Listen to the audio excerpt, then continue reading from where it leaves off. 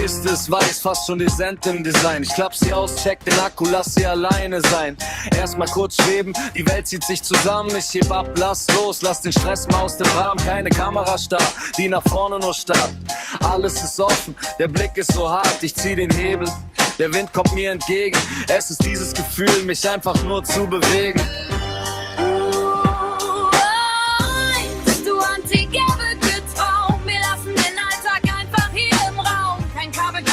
Nur der Himmel ist weit, mit 360 Grad bin ich bereit für die Ewigkeit. Es fühlt sich wie Musik, einfach pur und direkt, wenn die Verbindung steht und das Licht sich versteckt.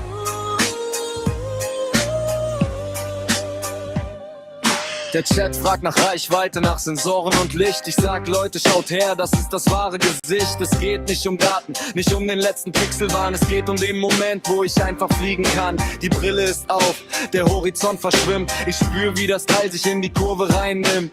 Klar, ab und zu zwickt sie, macht mal eine Pause, aber dann ist sie wieder da. Für die Freiheit im Haus. Manchmal hängt die Software, dann wird's kurz mal still. Doch dann ist sie wieder da, genau so wie ich will. Ein kleiner Tanz in den Wolken, ein Moment voller Glück. Und beim Landeanflug kommt die Realität Stück für Stück zurück.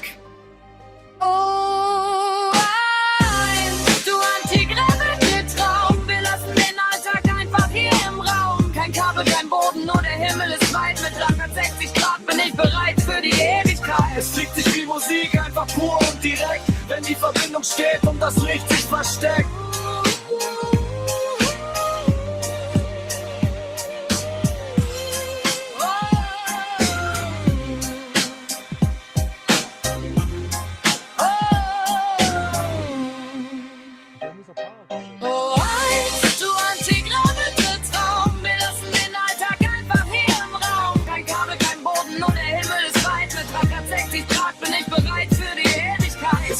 Musik einfach pur und direkt, wenn die Verbindung steht und das Licht sich versteckt.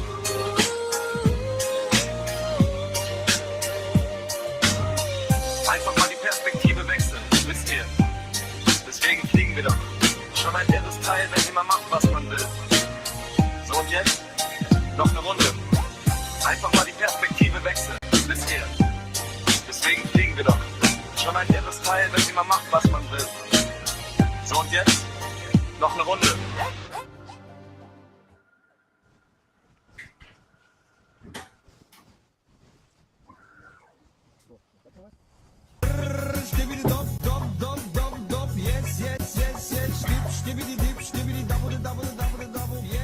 So, 3 Meter. Oh, hey. Oh, hey. Die Kiste ist weiß, fast schon dezent im Design. Ich klapp sie aus, check den Akku, lass sie alleine sein.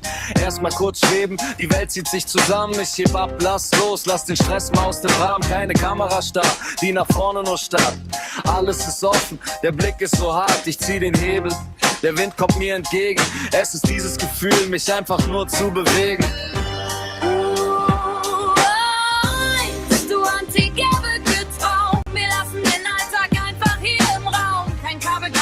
Nur der Himmel ist weit, mit 360 Grad bin ich bereit für die Ewigkeit. Es fühlt sich wie Musik, einfach pur und direkt, wenn die Verbindung steht und das Licht sich versteckt.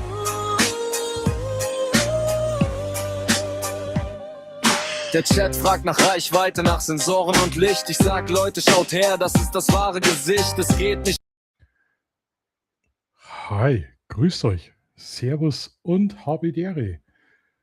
Schon wieder Samstag. Wahnsinn. Heute 20 Uhr. Heute kein Late Night Talk. Heute haben wir ein Thema und zwar Drohnen, Drohnen, nichts als Drohnen. Gibt es auch andere Drohnen wie DJI? Ja, gibt es. Ich habe heute einen Gast. Ich habe heute einen richtig coolen Gast, Bekannten und mittlerweile würde ich auch sagen Freund. Der kennt sich wirklich aus. Und wir beantworten heute alles um Thema Drohnen. Und keine Angst, es wird nicht so richtig ganz deep, also so richtig nerdig. Es geht einfach um das Allgemeine. Es geht einfach um das Allgemeine, wenn ihr wissen wollt, was ist erlaubt, was brauche ich dazu, was gibt es für Möglichkeiten, was kostet es und euch das einfach so ein bisschen zu zeigen in einem Livestream heute, in einem ganz gechillten Talk, weil Drohnen ist immer wieder Thema. Und Da möchte ich euch heute den Dronegrapher vorstellen, dass sich breit erklärt, dass er sich heute mit uns in den Chat hockt und unsere ganzen Fragen beantwortet. Ich bin nicht vorbereitet, aber habe ganz viele blöde Fragen. Ich würde sagen, wir fackeln eigentlich gar nicht lang rum. Wir holen ihn einfach dazu und dann schauen wir, wo uns der Abend heute hintreibt. Ganz kurz nochmal, nächste Woche, Samstag wieder um 22 Uhr, Late Night Talk natürlich mit offenem Mikrofon. Wir machen es so, wenn ihr Fragen habt, wir beenden, also wenn wir den Stream beenden, verlinke ich euch den Invite für das Studio. Dann könnt ihr nämlich, wenn ihr Lust habt, aber nicht live sein wollt, nach dem Stream, weil meistens Quatsch wird, meistens nur eine halbe Stunde oder Stunde, könnt ihr reinjoinen und einfach so eure Fragen stellen, ohne dass es im Stream auftaucht. Also wenn ihr das nicht so wollt, im Stream mit dabei sein, wir bieten euch die Möglichkeit, der Jörg und ich, dass ihr nach dem Stream reinjoint und ja, mit uns quatschen könnt. Aber jetzt haben wir genügend gequatscht, jetzt holen wir einfach mal dazu. Grüß dich, Servus, habe die Ehre, Jörg. Servus Markus, guten Abend. Hallo Community. Das ist, ja, weißt du, gerade sagst Community, da sind wir schon wieder, ja, wir sehen sie eh schon im Chat. Ich lasse den Chat jetzt da einfach mal in der Mitte laufen. Sollte euch der stören, dann tun wir den weg. Also an der Stelle grüße euch, Servus an die üblichen Verdächtigen, die heute bei dem Thema mit dabei sind. Der Andi fragt hier schon, lassen wir heute einen fliegen? Nicht nur einen. Weißt du, Dirk, hast du was vorbereitet? Irgendwie Indoor-Drohnen-Parcours?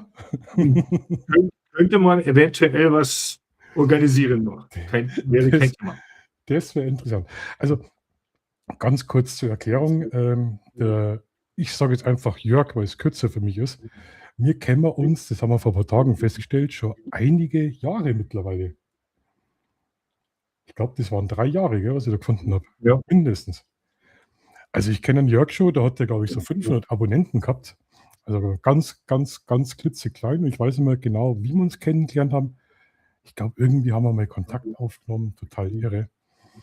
Und du hast ja mit YouTube, wie lange machst du jetzt YouTube schon?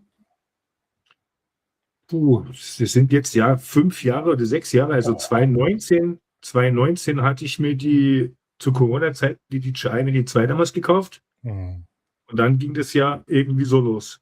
Oh je, ist das schon wieder so lange? Ich hatte auch keine Ahnung von der ganzen Thematik gehabt und dachte mir so, das war so mein Slogan, begleitet mich auf meinen Reisen durch die Lüfte. Ja. Und so hat sich das mit dem Kanal auch so ein bisschen aufgebaut. Ja, mir ist ja auch so gegangen, meine erste Drohne. Ich habe also angefangen mit so Spielzeugdrohnen. eBay Kleinanzeigen, was das so gibt. Und da habe ich so richtig groß gefunden, mit 1 Meter Spannweite, also irre das Ding. Und du hast noch richtig fliegen müssen. Du hast kein GPS-Stabi drin gehabt und so weiter. Du hast die ganze Gegend steuern müssen, so wie es bei den FPV-Drohnen da ist, also wirklich mit Gefühl. Und die Drohne ist dann wirklich abgerauscht. Die hat gebrannt. Du hast ja Akku entzündet und die ist dann als Fackel runtergefallen. Das war meine erste Drohne. Du hast so Monitore gehabt und das war mit einem Analog-TV-Signal ist es übertragen worden. Also total irre und ein totales Klump, also wirklich.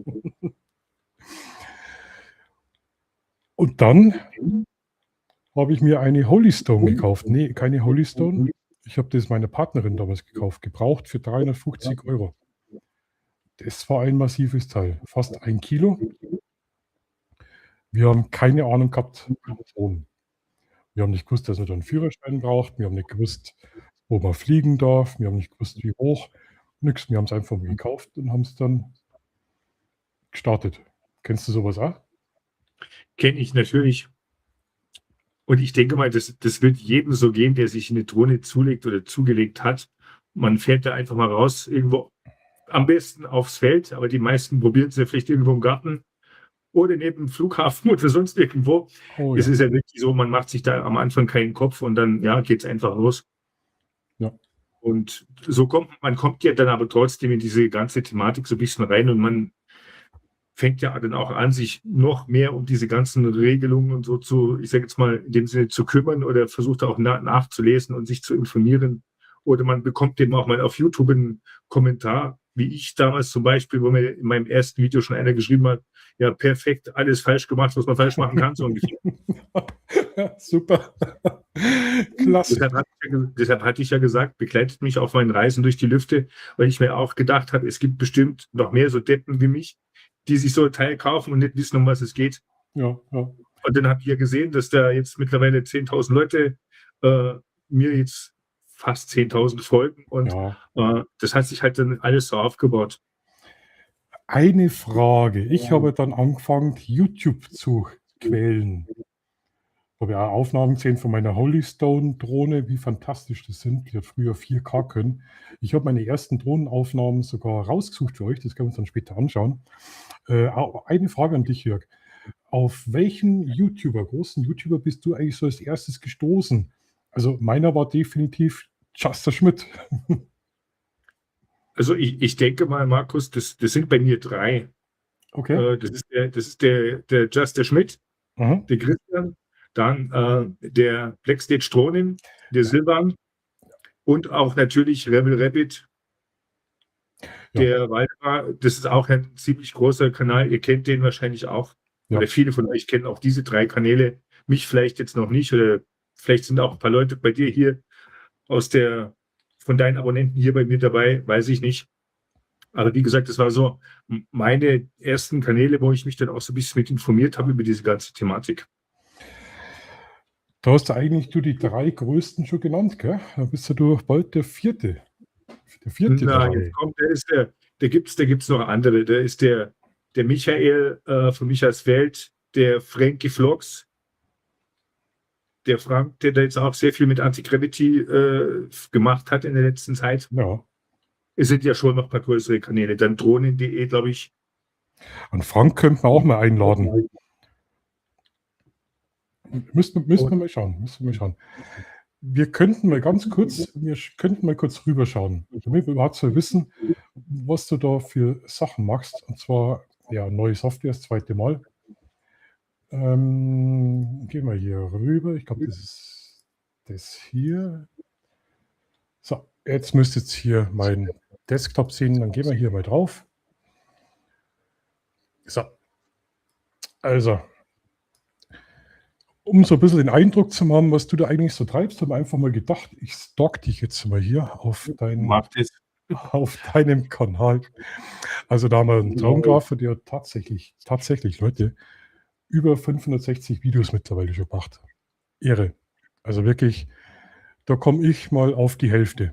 Also, und da habt ihr, wenn ihr euch so informieren wollt, könnt ihr da wirklich drauf schauen. Es sind ganz viele Drohnenvideos. Ich würde fast spontan sagen, Jörg, du hast so mit der Mini 2 angefangen mit Drohnen-Tutorials. Ja. Ja. Ganz genau. Aber das Schöne ist ja, du machst ja andere Sachen, wie Potensik zum Beispiel. Du bist jetzt nicht so wie ich, der DJI-Fanboy. Ja, bitte, Markus. Ich habe dann gewechselt auf DJI, weil ich gesehen habe, das ist eine stabile Drohne und das war mir nach dem Chaos mit der Holy Land, war mir das so wichtig. So Return to Home, so Haber-Sachen, dass die nicht einfach irgendwo hinfliegt. Und seitdem bin ich immer bei DJI geblieben. Ja, bei mir, Markus, kann ich auch so sagen, wie es ist. Ich habe natürlich mit der DJI, mit der Mini 2 damals angefangen. Und dann kamen aber auch irgendwann die ersten Kooperationen oder die ersten Firmen, die mich dann angeschrieben haben. Und dann habe ich auch irgendwann mal so eine Holystone gehabt und nicht nur eine. Mhm. Also da habe ich bestimmt 10, 15 Stück insgesamt, von denen dann mal zum verschiedene Modelle natürlich, aber dann immer wieder mal was zum Testen bekommen. Das war damals die Holy Land 720, glaube ich. Holystone HS 720 wahrscheinlich. Ja. Absolute Chaosdrohne. Und wie gesagt, und da habe ich dann eben mit verschiedenen Herstellern beziehungsweise auch Drohnenherstellern da so Bekanntschaft geschlossen, beziehungsweise auch mit den Drohnen, die sind teilweise auch davon geflogen und nie wieder auffindbar gewesen. Da habe ich dann mit einer Drohne die andere Drohne gesucht, die da irgendwo abgestürzt ist. damit der Bauer nicht auf seinem Feld den Elektroschrott irgendwo dann zwischen den Grashalmen da irgendwo findet. Also, naja. Du hast Avatar, Neo 2. Wie viel Drohnen, Jörg, hast du? Also aktuell, die ich jetzt wirklich fliege, das ist die Mini 5 Pro, die Anti-Gravity, die Neo 2, die Potensic 2, Potensic 3, also die Atom 2 und 3 und dann wirklich noch unzählige Geräte von verschiedenen Herstellern, wo ich auch sagen muss, Markus, es gab zum Beispiel eine, das war die Sirius Ameta. Das Teil kam ohne Spaß, das war unter 100 € und das war wirklich ein astreines Gerät, wirklich ohne Spaß, wo man wirklich sagen konnte, ein Anfänger würde ich das Teil jetzt mehr oder weniger blind anvertrauen, würde sagen, hier, wenn du das mal testen willst, wenn du dich mal mit dem Drohnenhobby so ein bisschen auseinandersetzen willst, mal antasten, könnte ich dir das empfehlen. Weil ich sage auch immer den Leuten dazu, natürlich, wenn man sich jetzt so eine Mini 5 Pro kauft oder irgendwas anderes, sind natürlich auch dementsprechend teure Geräte. Und wenn man sich jetzt so ein Gerät kauft und dann sagt, ja, das ist nichts für mich, dann liegen irgendwo 1.000 € in der Ecke, sage ich jetzt mal so. Auf der anderen Seite sehe ich es aber auch so, wenn man sich jetzt so ein ganz günstiges Gerät kauft, irgendwo bei Amazon und sich dann vielleicht drüber ärgert, weiß, wie es bei mir gewesen ist, weggeflogen ist, nicht funktioniert, sage ich ja auch, es ist ja auch ein gewisser, oder es ist ja auch ein Sicherheitsaspekt.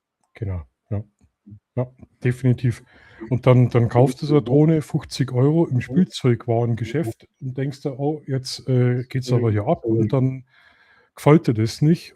Und ja, auch Sicherheitsaspekt. Und dann ist natürlich das Interesse an der Drohne ganz schnell wieder vorbei, weil du denkst, so ein Mist. Und dabei ist es so ein wunderschönes Hobby, was auch mit kleinem Geld funktioniert. Und gerade auch, wenn man vielleicht YouTube unterwegs ist oder überhaupt, es ist einfach auch spannend, weil es eine Heimat so von oben zum Sehen. Und das ist natürlich dann auch immer schade, sage ich mal, wenn man sich dann mit so einem billigen Teil, mit so einer Spielzeugdrohne die Lust dran versaut. Ja. Also, da bin ich vollkommen bei dir. Wir könnten mal, Servus Glanzi, grüß dich nach Greta. Ja, sitzen mit Familie noch auf der Terrasse vom Zimmer. Ja, wir hocken mal da in unserem Studio einen Schaumblick. Gell? Wir könnten uns mal das so anschauen, weil ich habe meine ersten Aufnahmen mit der Holystone mitgebracht. Vielleicht weckt es ja auch Erinnerungen bei dir wieder. Ich probiere das einfach über das Bildschirm teilen nochmal. Holy. So, ich hoffe, dass es einigermaßen erkennbar ist. Ein bisschen größer machen. Ist das dein Landingpad? Ja, das war. Wir haben kein Landingpad gehabt im Winter. Du hast irgendeine Picknickdecke hingelegt. Landingpad, das habe ich noch gar nicht gewusst, dass es sowas gibt. Ja, na klar. Das war ja so ein Scherz, Markus. Ich habe schon verstanden. Und also ich war begeistert. Ich war begeistert von der Drohne. Auf einmal sehe ich mein Dorf von oben. Das ist ja ein Blickwinkel, was er so gar nicht kennt. Gell? Und das ist die Holystone mit 4K und Super Gimbal. Mit super Stabilisator. Wollen wir weiterlaufen hier? So, natürlich sieht man da die Propeller im Bild. Wäre heute ein Unding. Ton hat es natürlich nicht gegeben. Und wo probiert man sowas aus? Natürlich irgendwo am Spielplatz, freie Fläche, wo nichts passieren kann. Und das Ding hat fast 1 Kilo gewogen. Und da bin ich das erste Mal in den Himmel gestartet. Da hat es Skypixels, hat es ja gar nicht gegeben, den Namen. Und dann natürlich Gimbal rauf, Gimbal runter, das volle Programm. Irgendwie von schönen Drohnen-Footage. So, und dann habe ich das erste Mal so gesehen, ja, hinten die Alpen und das von oben. Und Jörg, ich war schwer begeistert. Ich war so begeistert und gedacht, jetzt bin ich der König der Lüfte. Wirklich. Ja, gut, mir ging das genauso, Markus, ohne Spaß. Ja.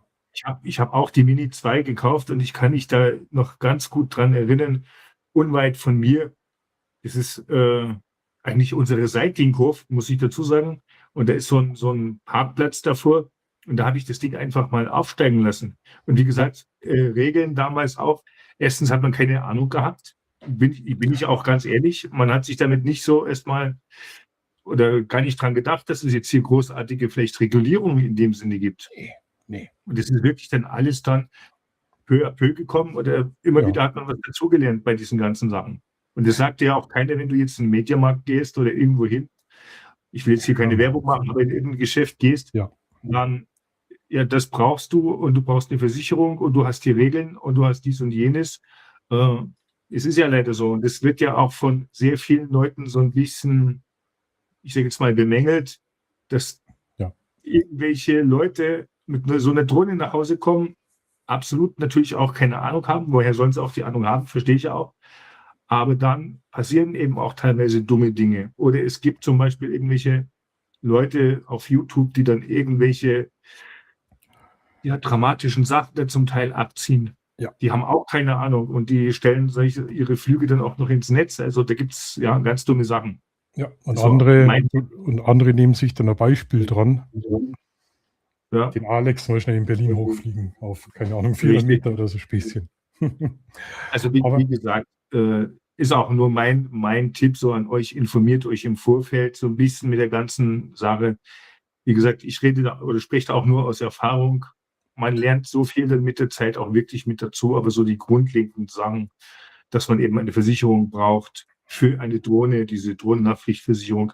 Viele haben das auch schon in der privaten Haftpflichtversicherung mit drin, da ist das mit abgedeckt und dass man Ja. dann diese Betreiberregistrierung beim Bundesluftfahrtamt braucht.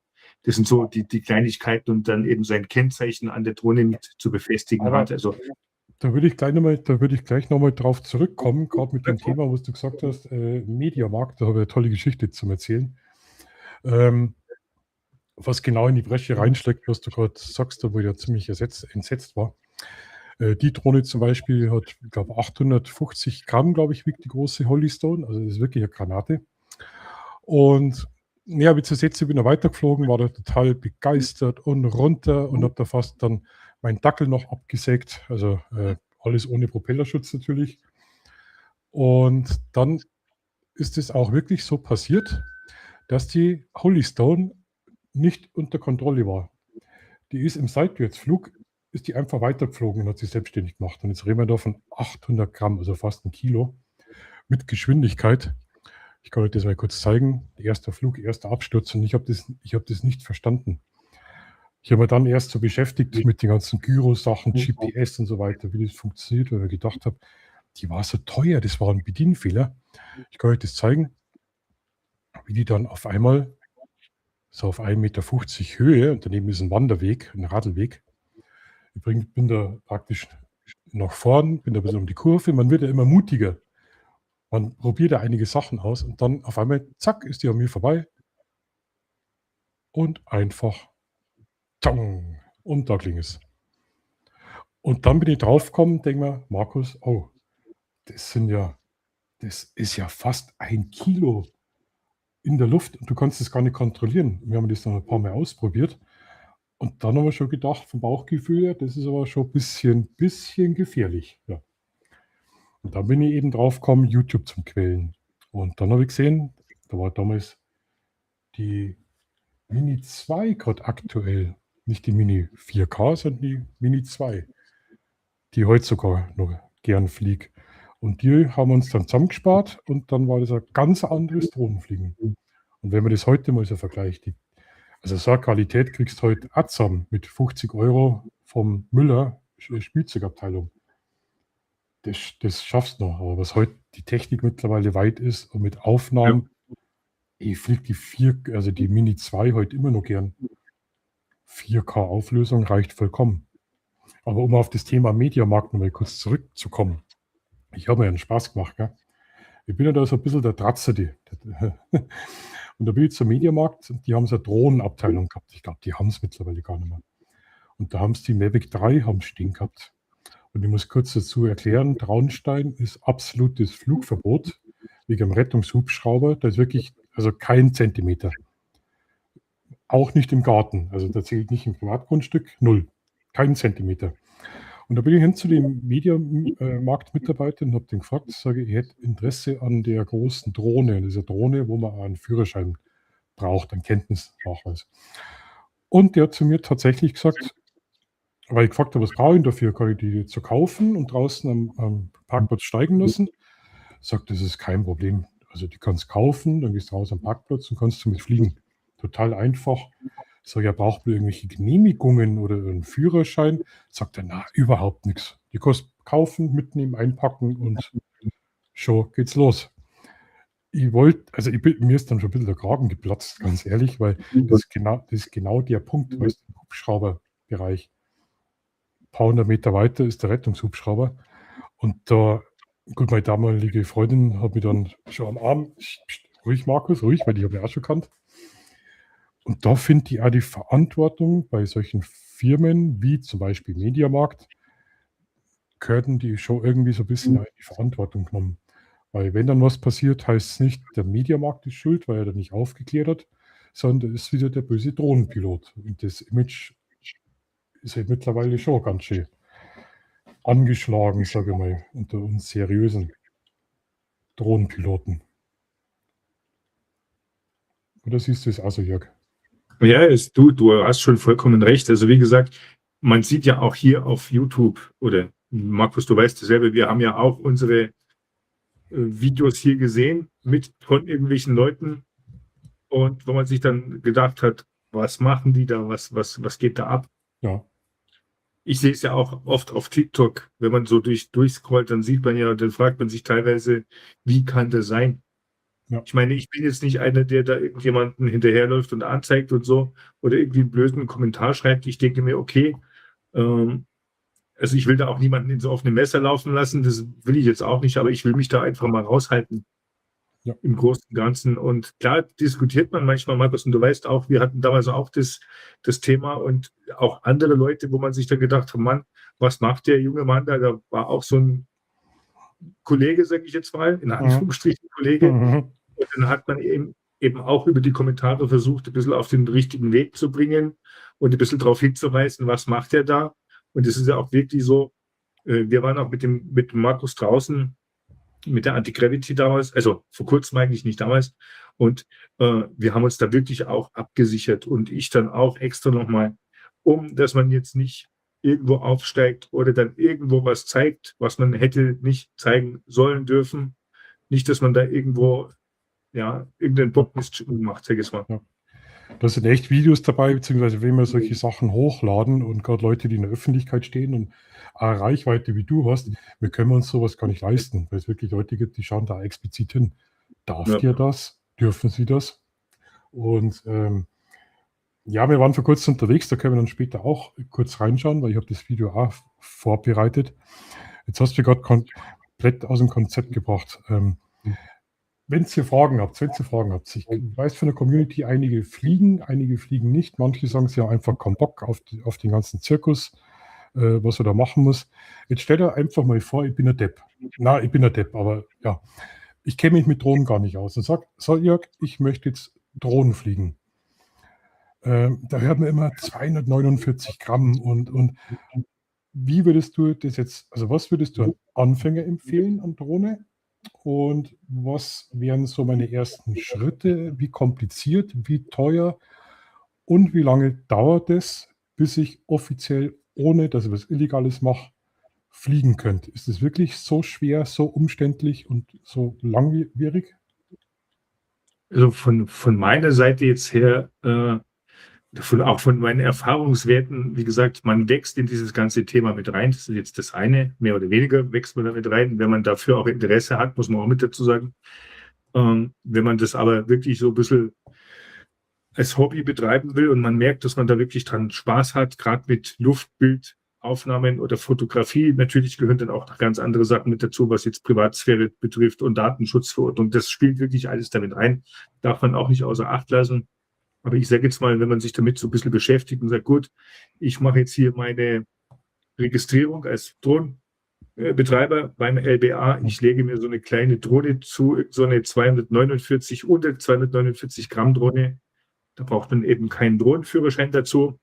Da ist man eigentlich aus den gröbsten Papierkram und bürokratischen Sachen Okay. erstmal mit raus Mhm. und auch von diesen ganzen verschiedenen Regelungen, die es dann so gibt.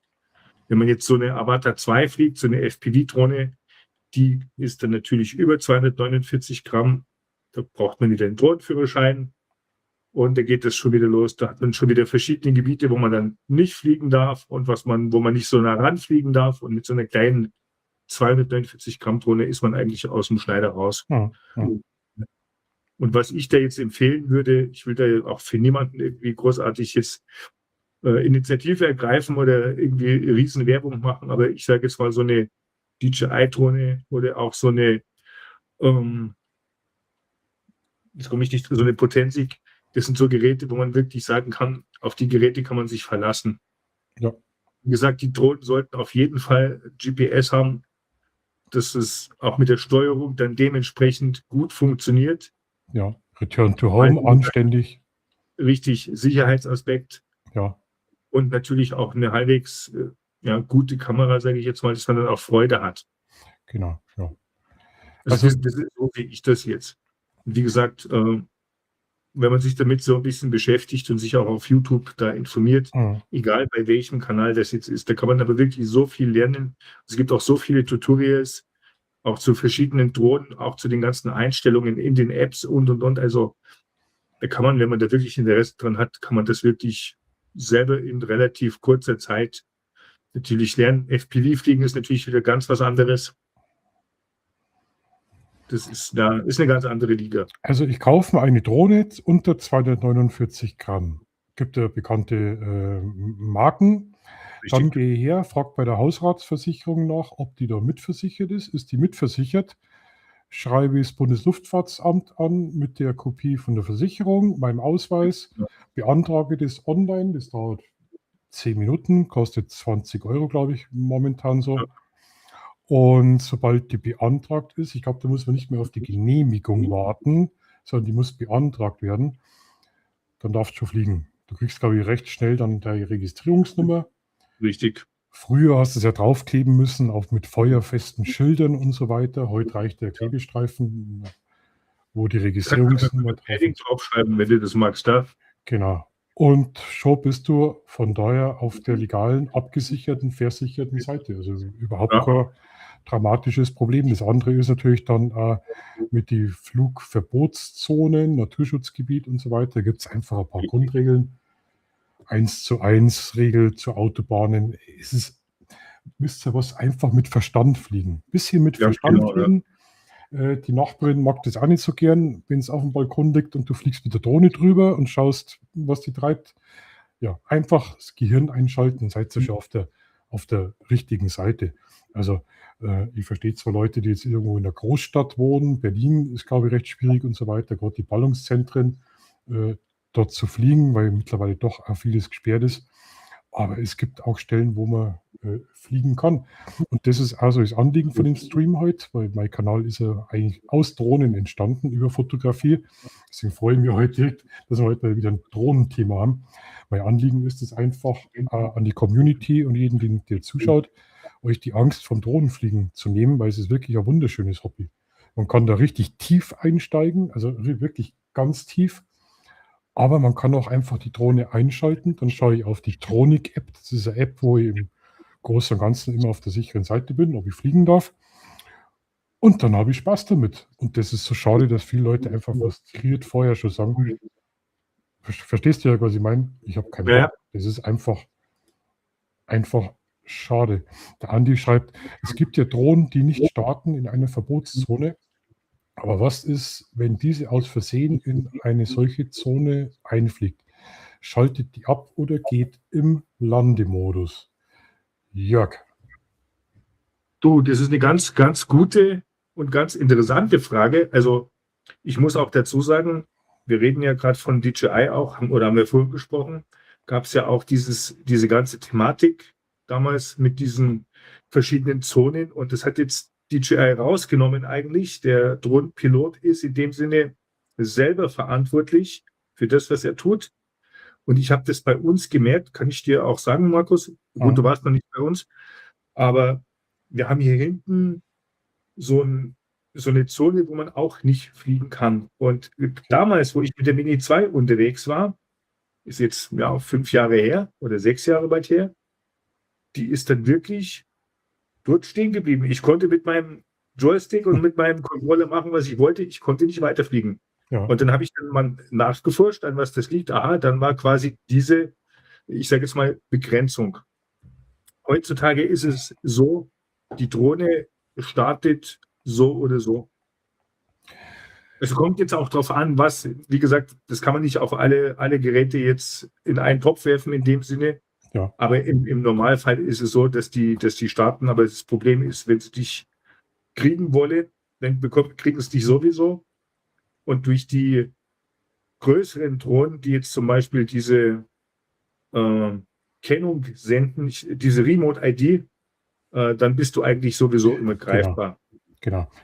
Also ich kenne es Also auch noch, früher waren es so Flugzonen, die hast du dann extra freischalten müssen. Richtig. Dann hat es funktioniert mit Genehmigungen und so weiter, hochkompliziert. Das hier habe ich gefunden.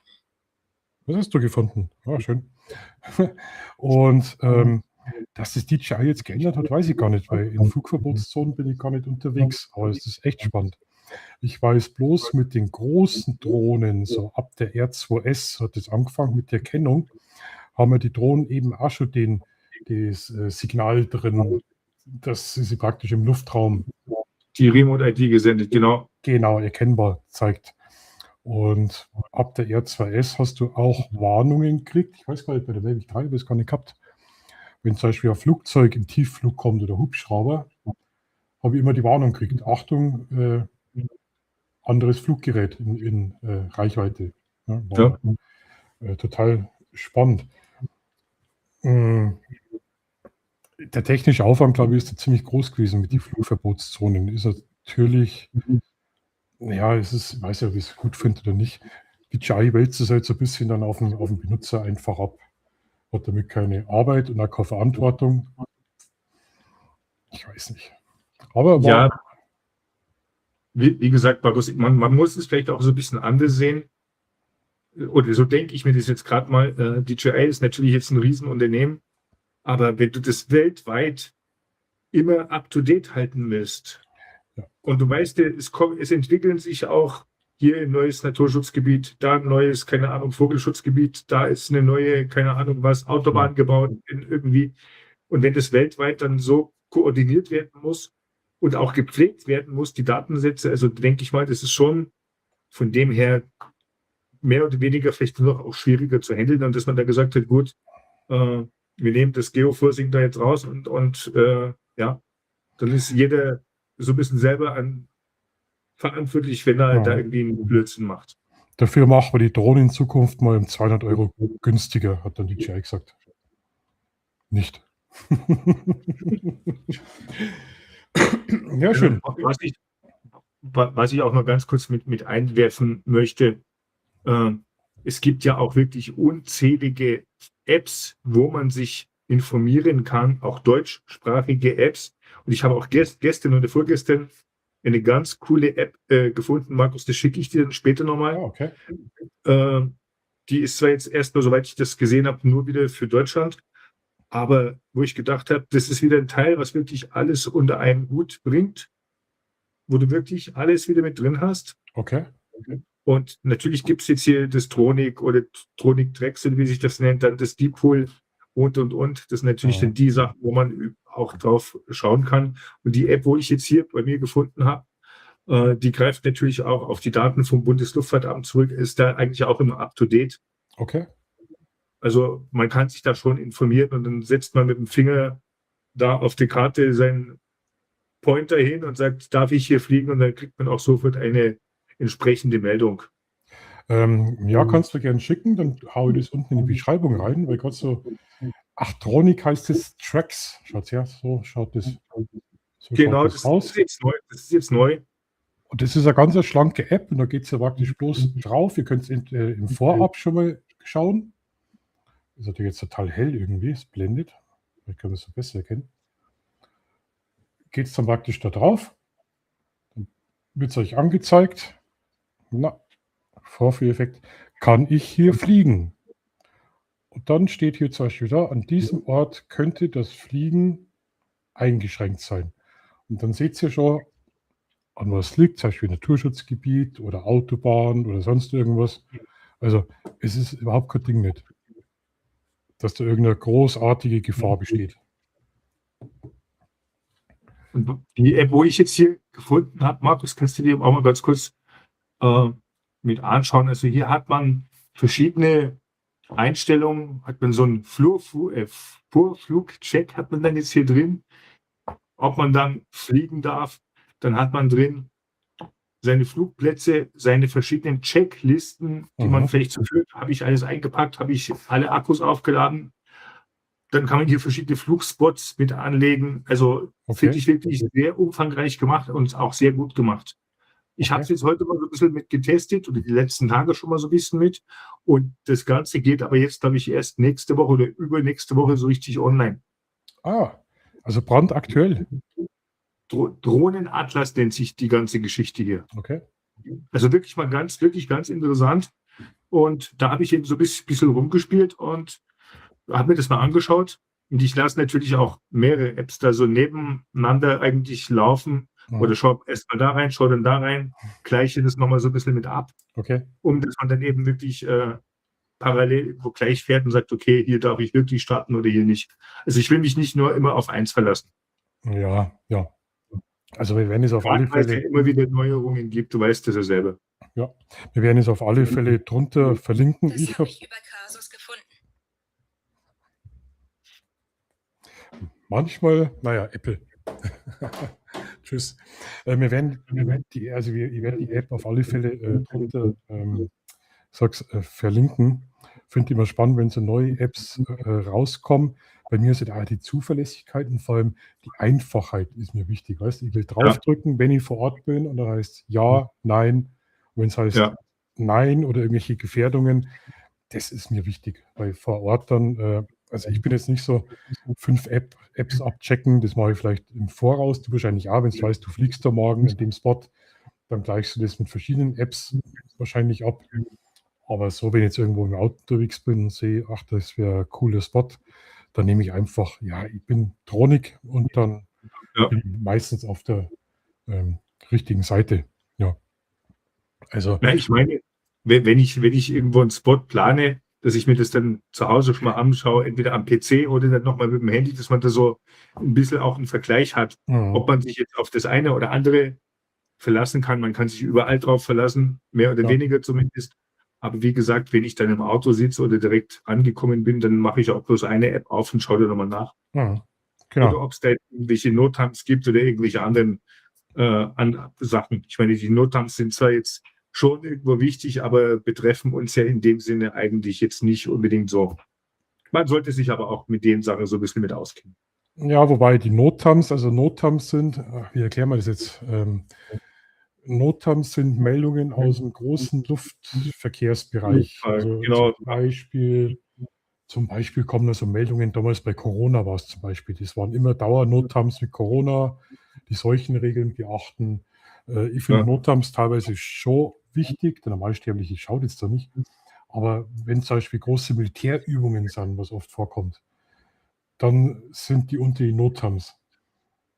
Hat zwar mit uns fast nichts zu tun, aber es gibt wirklich Manövergebiete, die kurzfristig aber gesperrt sind, auch unter 120 Meter. Genau. Und da sind Notams natürlich schon wichtig, aber es ist dann wirklich auch eher in den, das passt so nicht so ganz, gell? Notams sind wirklich im großen Flugverkehr gang und gäbe, hat aber teilweise auch mit dem Hobbypiloten, der mit der Drohne auch Schnittmengen. Ja, das ist ja nicht so ganz, also bei der Drohne kann man immer extra die Notams abfragen müssen. Richtig.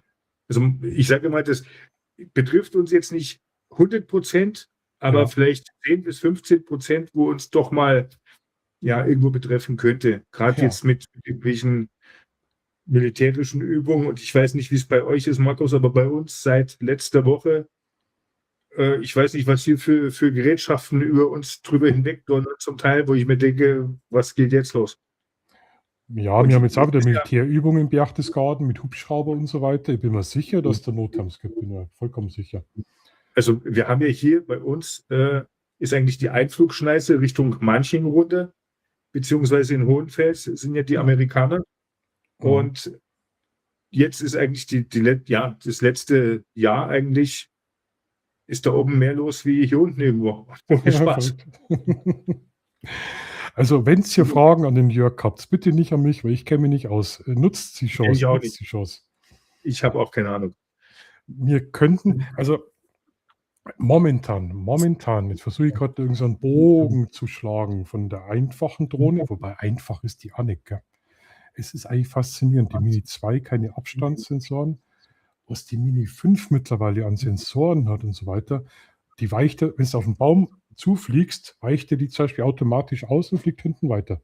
Oder du kannst einstellen, dass sie stehen bleibt. Es ist irre. Also was die kleinen Mini-Drohnen mit 249 Gramm schon können. Ja, das ist, aber momentan, das ist auch so ein Hauptthema von unserem Stream heute, ist die A1 Anti-Gravity so im Kommen. Überall sieht man es. Wir haben auch schon zusammen ein Video gemacht. Und ich finde das ein hochspannendes Thema. Ich habe das eigentlich gar nicht so auf dem Schirm gehabt, dass stellt euch vor, ihr habt eine coole Mini-Drohne, 249 Gramm und hängt da unten eine Insta360 dran. Kann man das so? Ja. Der Jörg war bei mir vor kurzem und hat seine Drohne getestet. Da könnt man mal kurz in das Video reinschauen, damit ihr seht, was da für Aufnahmen machbar sind. Muss ich schnell. Damit ihr versteht, von was. Also ich versuche das erstmal so in meinen Worten zu erklären, Jörg. Gell? Wahrscheinlich total leider. Ja. Schauen wir, und zwar. Hi, grüß euch. Servus und Bobby. Ja. Den kennen wir ja. Also, machen wir ein bisschen größer. Ich hoffe, ihr könnt es einigermaßen gut erkennen. Und wenn ihr Fragen habt, bitte fragt es, weil der Stream ist extra dafür da. Und zwar hat der Jörg die Anti-Gravity, ich sage aber Gravity, gell? Also ich nenne die jetzt einfach A1, weil das kürzer ist, dabei gehabt und wir haben die getestet und ich war von der Drohne absolut begeistert. Die kann man mit Brille fliegen und mit so einem Controller. Ich hoffe, ihr könnt es erkennen. 249 Gramm und an dem Ding hängt eine 360-Grad-Kamera, die ist von Insta entwickelt oder direkt von Insta. Also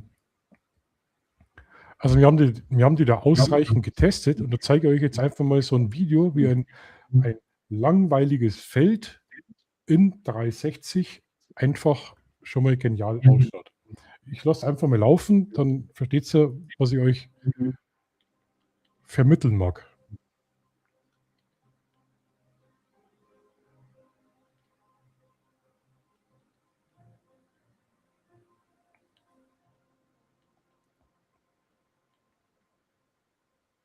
Also was ich jetzt hier dazu sagen kann schon mal, ja, natürlich standen wir da hinten und ich bin dann so ein bisschen um diesen Baum herumgeflogen.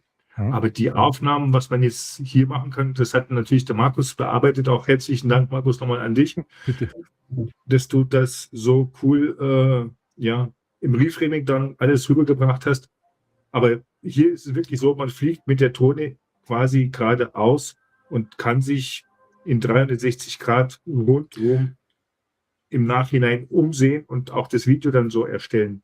Mit einer normalen Drohne fliegt man eigentlich, ich sage jetzt mal, wie ich sehe jetzt hier auf diesen Baum auf dem Feld, würde man direkt nur auf den Baum drauf zufliegen. Man sieht nur diesen Baum oder man fliegt dran vorbei. Und hier ist es so, mit der Drohne fliegst du auch auf den Baum drauf zu. Du kannst dich aber nach links und rechts, oben und unten direkt in diesem Video dann auch nochmal mit umschauen. Es ist so, als würde man selber direkt in der Drohne mit drin sitzen. Ja, ich glaube, da an der einen Stelle sieht man es recht gut.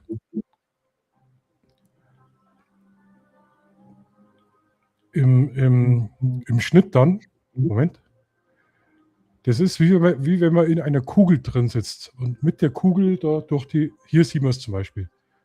Das ist ein geradeausflug gewesen, also der Flug war geradeaus, aber durch die 360-Grad-Aufnahmen kann man eben unglaubliche Schwenks machen. Ja. Und das ist das brutal Faszinierende dran. Ich habe sowas noch nie gesehen. Bei der normalen Insta habe ich das schon gekannt, aber da zu fliegen damit ist unglaublich, also wirklich unglaublich. Das ist so ein kleiner Traum, Jörg. Als Kind habe ich noch immer so geträumt, dass man irgendwie so fliegen kann. Ich kenne das noch. Ja. Und du hast da mit der Anti-Gravity, mit der A1, hast du eine Brille auf, wie eine VR-Brille. Entschuldigung. Und du siehst es aus dem Blick. Ah ja, genau. Seht ihr? Und da seht ihr, ich mache mal groß, da seht ihr in der Brille aus dem Blick von der Drohne. Aber eben nicht nur nach vorn, du musst mich korrigieren, ja, wenn ich Blödsinn erzähle, sondern du Nein, kannst dich auch umschauen. Du bist wie in einer Glaskugel, die fliegt und kannst dich in der Luft in alle Richtungen umschauen. Das ist Und Entschuldigung, Markus, weil wir dich jetzt gerade hier unten so schön drin sehen, andere Seite spiegelverkehrt, hier hat man so ein kleines Display drin und wenn der Drohnenpilot die Brille auf hat und einen Spotter, also man braucht da jemanden, der einen dann spottet, der kann aber hier dann in diesem kleinen Display direkt das mit nachverfolgen, was der Drohnenpilot durch die Brille sieht. Also das, was ich jetzt hier sehen würde, sieht jetzt der Markus, wenn er vor mir steht, hier in diesem kleinen Display. Ich glaube, das haben wir in dem Video, das habe ich dann durch Zufall entdeckt, da war ich so begeistert, ja. Ich schaue mal gerade, ob ich das hier so finde, weil da war ich wirklich begeistert, weil wenn du da jetzt Spotter bist, jetzt passt auf, ich zeige das nochmal, weil ich finde die Technik Hammer und also ganz ehrlich, nicht nur DJI macht geile Sachen, es gibt mittlerweile auch wirklich Drohnen, wo ich sage, die sind da vielleicht von der Innovation schon mal einen Schritt bisschen weiter, ja. Jetzt passt auf. Und zwar Screen, Sharen, den gesamten Bildschirm. Vielleicht kann ich es so ein bisschen besser erklären, Schatz, ja. Das ist die Vorderseite von der Brille. Und das habe ich hier auf einmal entdeckt. Schaue den Jörgs an. Denke, was läuft denn da auf der Brille? Spiegelt es? Nee, ihr seht von außen hier tatsächlich den Blick, was der Jörg gerade im Flug sieht. Vielleicht könnt ihr es hier so ein bisschen erkennen. Und das ist natürlich schon mal ja, einfach innovativ und so innovative Sachen finde ich einfach klasse. Ich hoffe, man hat so ein bisschen einigermaßen erkennen können. Geflogen wird das ganze Teil hier mit so einem kleinen, ja, ich muss nur schauen, dass ich die Kamera erwischt, also hier mit so einem kleinen Controller. Dann hat man hier so einen Pistolenhebel, sage ich immer dazu, und dann wird das Gerät gesteuert. Wie gesagt, man hat immer diese Brille auf und dann kann man die Drohne fliegen. Und jetzt ist eben der Nachteil, sage ich jetzt mal, oder in Anführungsstrichen der Nachteil, die Thematik mit diesem Spotter. Man braucht wirklich, ist eine gesetzliche Vorgabe, braucht man jemanden mit dazu, der einem dann unterstützt, beziehungsweise die Drohne im Blickfeld hat, da ja der Pilot nichts sieht, wenn er die Brille auf hat. Der sieht nicht, wo die Drohne jetzt hinfliegt. Und da muss eben der Spotter ihn so ein bisschen mit unterstützen oder auch bei Gefahren auch darauf hinweisen, sagen, Achtung, da kommt ein Haus oder irgendwas anderes oder da steht ein Baum oder da fliegt irgendein Paragleiter durch die Gegend. Also ich meine, sollte der Drohnenpilot schon sehen, aber naja. Das Schlimme ist halt, also ich kenne das aus anderen Bereichen als Pilot und da brauchst du nicht immer die Brille, aber es kommen dann, also du bist dich da am Konzentrieren, fliegst vielleicht gerade irgendwelche komplizierten Sachen und dann kommen Leute, dürfen Sie das? Was machen Sie da? Ich fliege am liebsten immer zu zweit und aber wenn ich mit anderen Leuten fliege und ich war der Spotter, habe ich auch immer ganz gerne die Leute erstmal auf die Seite genommen, damit du den Piloten einfach einen störst. Jetzt kann ich mir das vorstellen mit der Brille, wenn du die aufhast und alleine fliegen würdest. Und ich bin da voll in meinem Film drin und mich berührt jemand oder spricht mich an. Ja. Oder Auto, ich würde erschrecken. Also allein von da, glaube ich, wäre als Spotter schon mal gut, dass ich auch so ein bisschen wenigstens weiß, was um mich herum passiert, auch wenn ich eine Brille aufhabe. Also das wäre, glaube ich, ein bisschen ein komisches Gefühl, weißt du, wenn ein Auto kommt, ich sehe es nicht, oder Radlfahrer oder sonst irgendwas. Oder Leute, die mich plötzlich ansprechen. Ich glaube, wie wir getestet haben und du bist geflogen, bin ich auch immer hin zu dir und habe gesagt, Jörg, ich fühle mich gerade ganz nah, gell? Nicht erschrecken. Ja. Weil ich glaube, das ist nämlich schon ein Fakt. Ja. Also was jetzt bei der Brille natürlich auch gut ist, es gibt die Möglichkeit, wenn man dann Taste an der Brille drückt, dass man dann das Bild quasi umschalten kann. Also man hat in der Brille hier unten Kameras drin und dann sieht man leider nur in Schwarz-Weiß, aber dann hat man das, was man wirklich vor Augen hat, sieht man dann in diesem kleinen Monitor. Deswegen würde der Markus vor mir stehen und ich würde das hier oben antippen an der Brille, dann sehe ich den Markus in Schwarz-Weiß. Nee. Ich glaube, das hat man auch getestet, oder? Oder haben wir das nicht getestet? Nein, aber ich habe mir Gedanken drüber gemacht, wirklich, vor ein paar Tagen erst.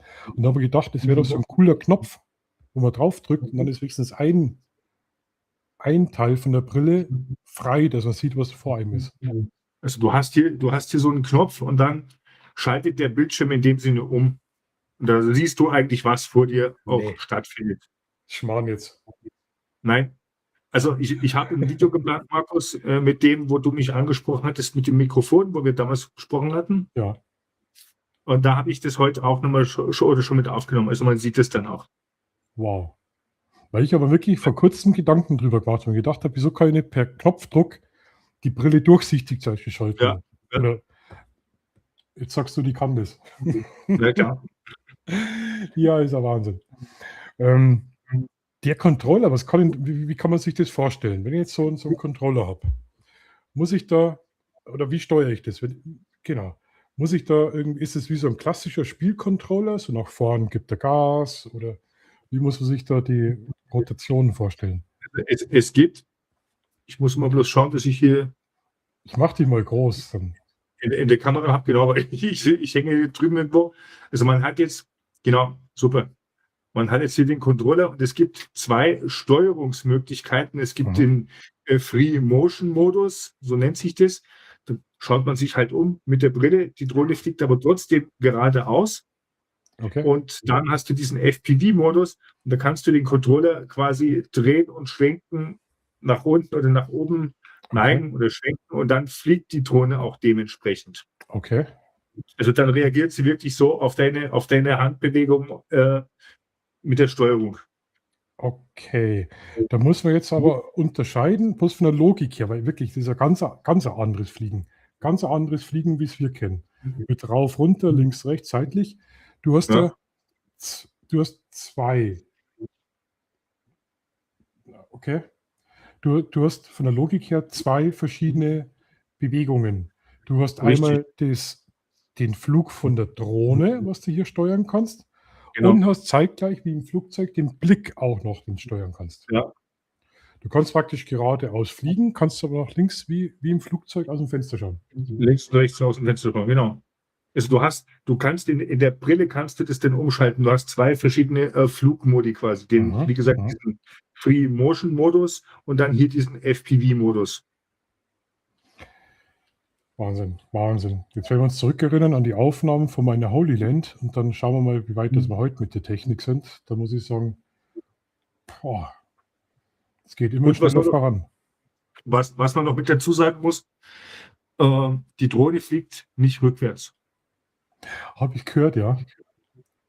Oder wir hatten das ja auch getestet, man musste die Drohne quasi in dem Sinne drehen. Man hatte hier so ein kleines Steuerrädchen, da kann man die Drohne so rumdrehen oder man schaltet daneben um und fliegt dann eben so wirklich rückwärts, aber die fliegt nicht rückwärts, wie man das gewohnt ist von anderen Drohnen.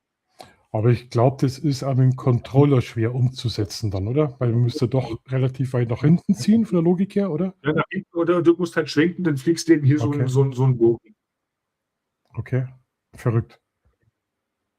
Aber Markus, es kommt noch was. Ist auch auf der Webseite von Antigravity schon angeteasert. Es kommt ein neuer Controller. Dann ist auch das Thema mit dem Spotter beseitigt. Dann braucht man nicht unbedingt diese Goggles. Okay. Ja, und dann kann man über das Smartphone, so wie man das früher bei der Mini 2 gehabt hat, Smartphone in den Controller rein. Und dann hat man eben diesen dieses Display direkt vor Augen und dann braucht man keinen Spotter mehr, hat aber wirklich von den Aufnahmen her dasselbe Ergebnis, wie man jetzt hat, bloß dass man da keine Brille auf hat.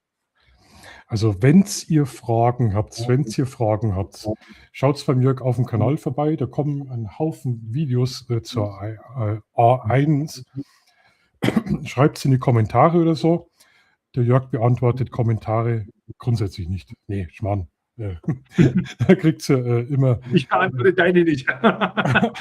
nur genau Antworten. Jetzt weiß ich gar nicht. Eine Frage, ganz spontan aus der Hüfte geschossen.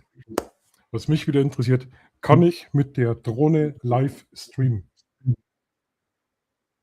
Bis jetzt noch nicht. Nicht, dass ich wüsste, Markus.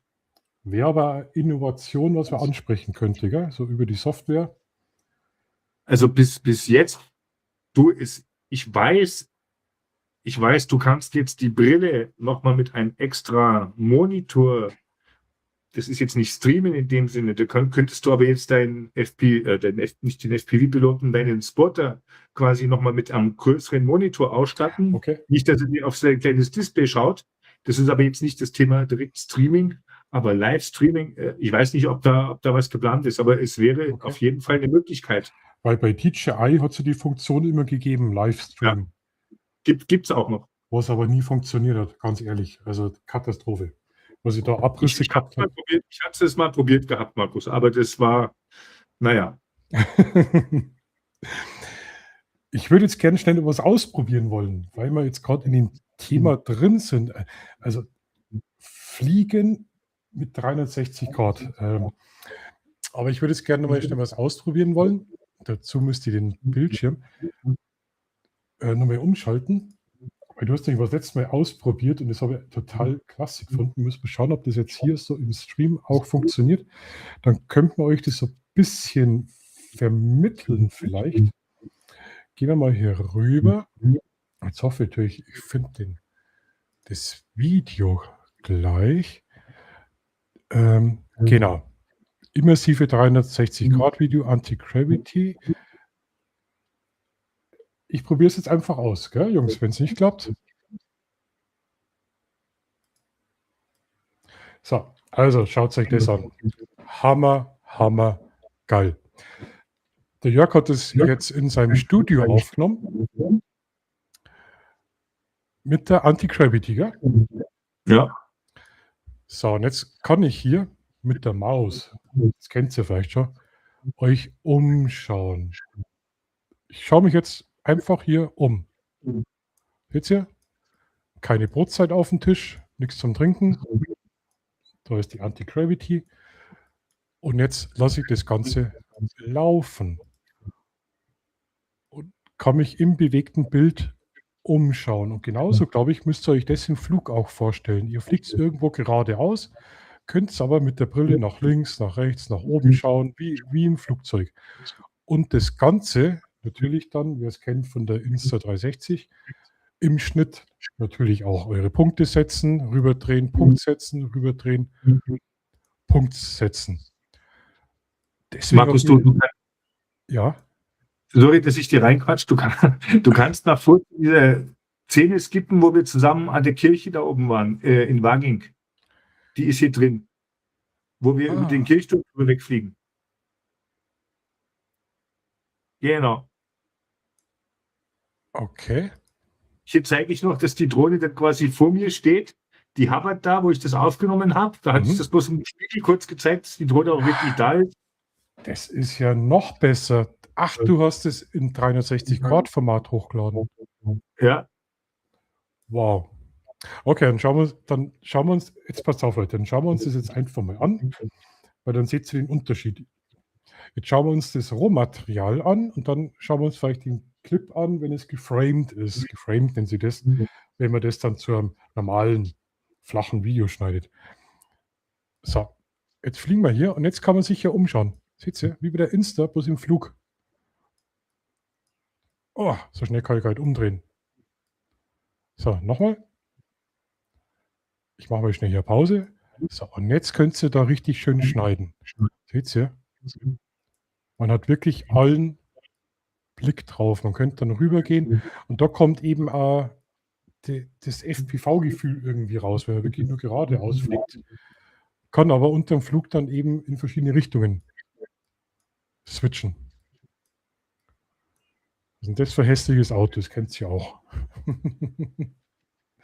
Der Marienkäfer, ja. Ja, genau. Also, jetzt habt ihr so das Raw-Footage mal gesehen und jetzt kann ich euch zufällig, weil ich heute nicht vorbereitet bin, zeigen, was man daraus im Schnitt machen kann. Und zwar, ja, es macht einfach, da kommt jetzt das Video von dem Kirchhall, wo ihr jetzt gerade das Original-Footage gesehen habt. Machen wir mal ein bisschen größer. Dann versteht ihr vielleicht, was das Geile an dem Ding ist. Und ja, lieber Chat, ich bin total begeistert von der Drohne. Ich lasse mal laufen.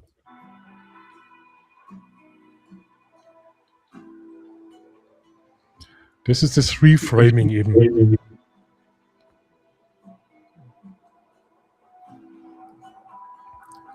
Da kann jetzt nichts mehr drehen. Da wird die Blickwinkel im Schnitt in dem Programm praktisch angegeben, wo der Blickwinkel hingehen soll.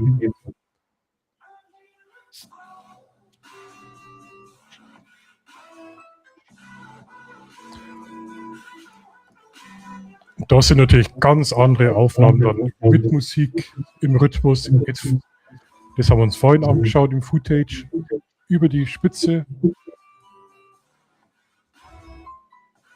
Na jawohl.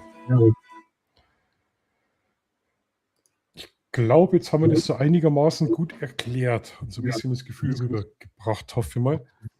Damit ihr versteht, was das auf sich hat. Eine Drohne 360 Grad zu fliegen. Hat auf alle Fälle richtig viel Spaß gemacht, allein zum Zuschauen. Ich bin es noch nicht selber geflogen, aber allein da im Schnitt dann, weißt du, Jörg, das zu anschauen, da kommt man sich vor, es sitzt man da einfach mittendrin in so einer Glaskugel. So. Ja, wie gesagt, es ist ja auch wirklich was ganz anderes, also wie man das jetzt von den normalen Drohnen her gewohnt ist. Man muss aber auch sagen, dieses ganze Reframing und dieses ganze Umwandeln ist auch so ein Punkt, da muss man wirklich Lust dazu haben, Interesse dazu haben. Okay. Du hast es selber gemerkt, du hast das Material bearbeitet und es ist schon was anderes, als wenn man jetzt einfach nur geradeaus fliegt oder mal eine Kurve fliegt und dann einfach das Video schön zum Anschauen hat. Weil hier hat man wirklich viel mehr Möglichkeiten im Nachhinein bei der Bearbeitung. Also 2 Sachen, was mir die letzten Tage zu der Drohne oder zu der Thematik durch den Kopf gegangen ist. Das eine ist, du brauchst schon ein bisschen Rechenleistung und du brauchst Speicherplatz. 360 Grad Aufnahmen, fressen, Speicher.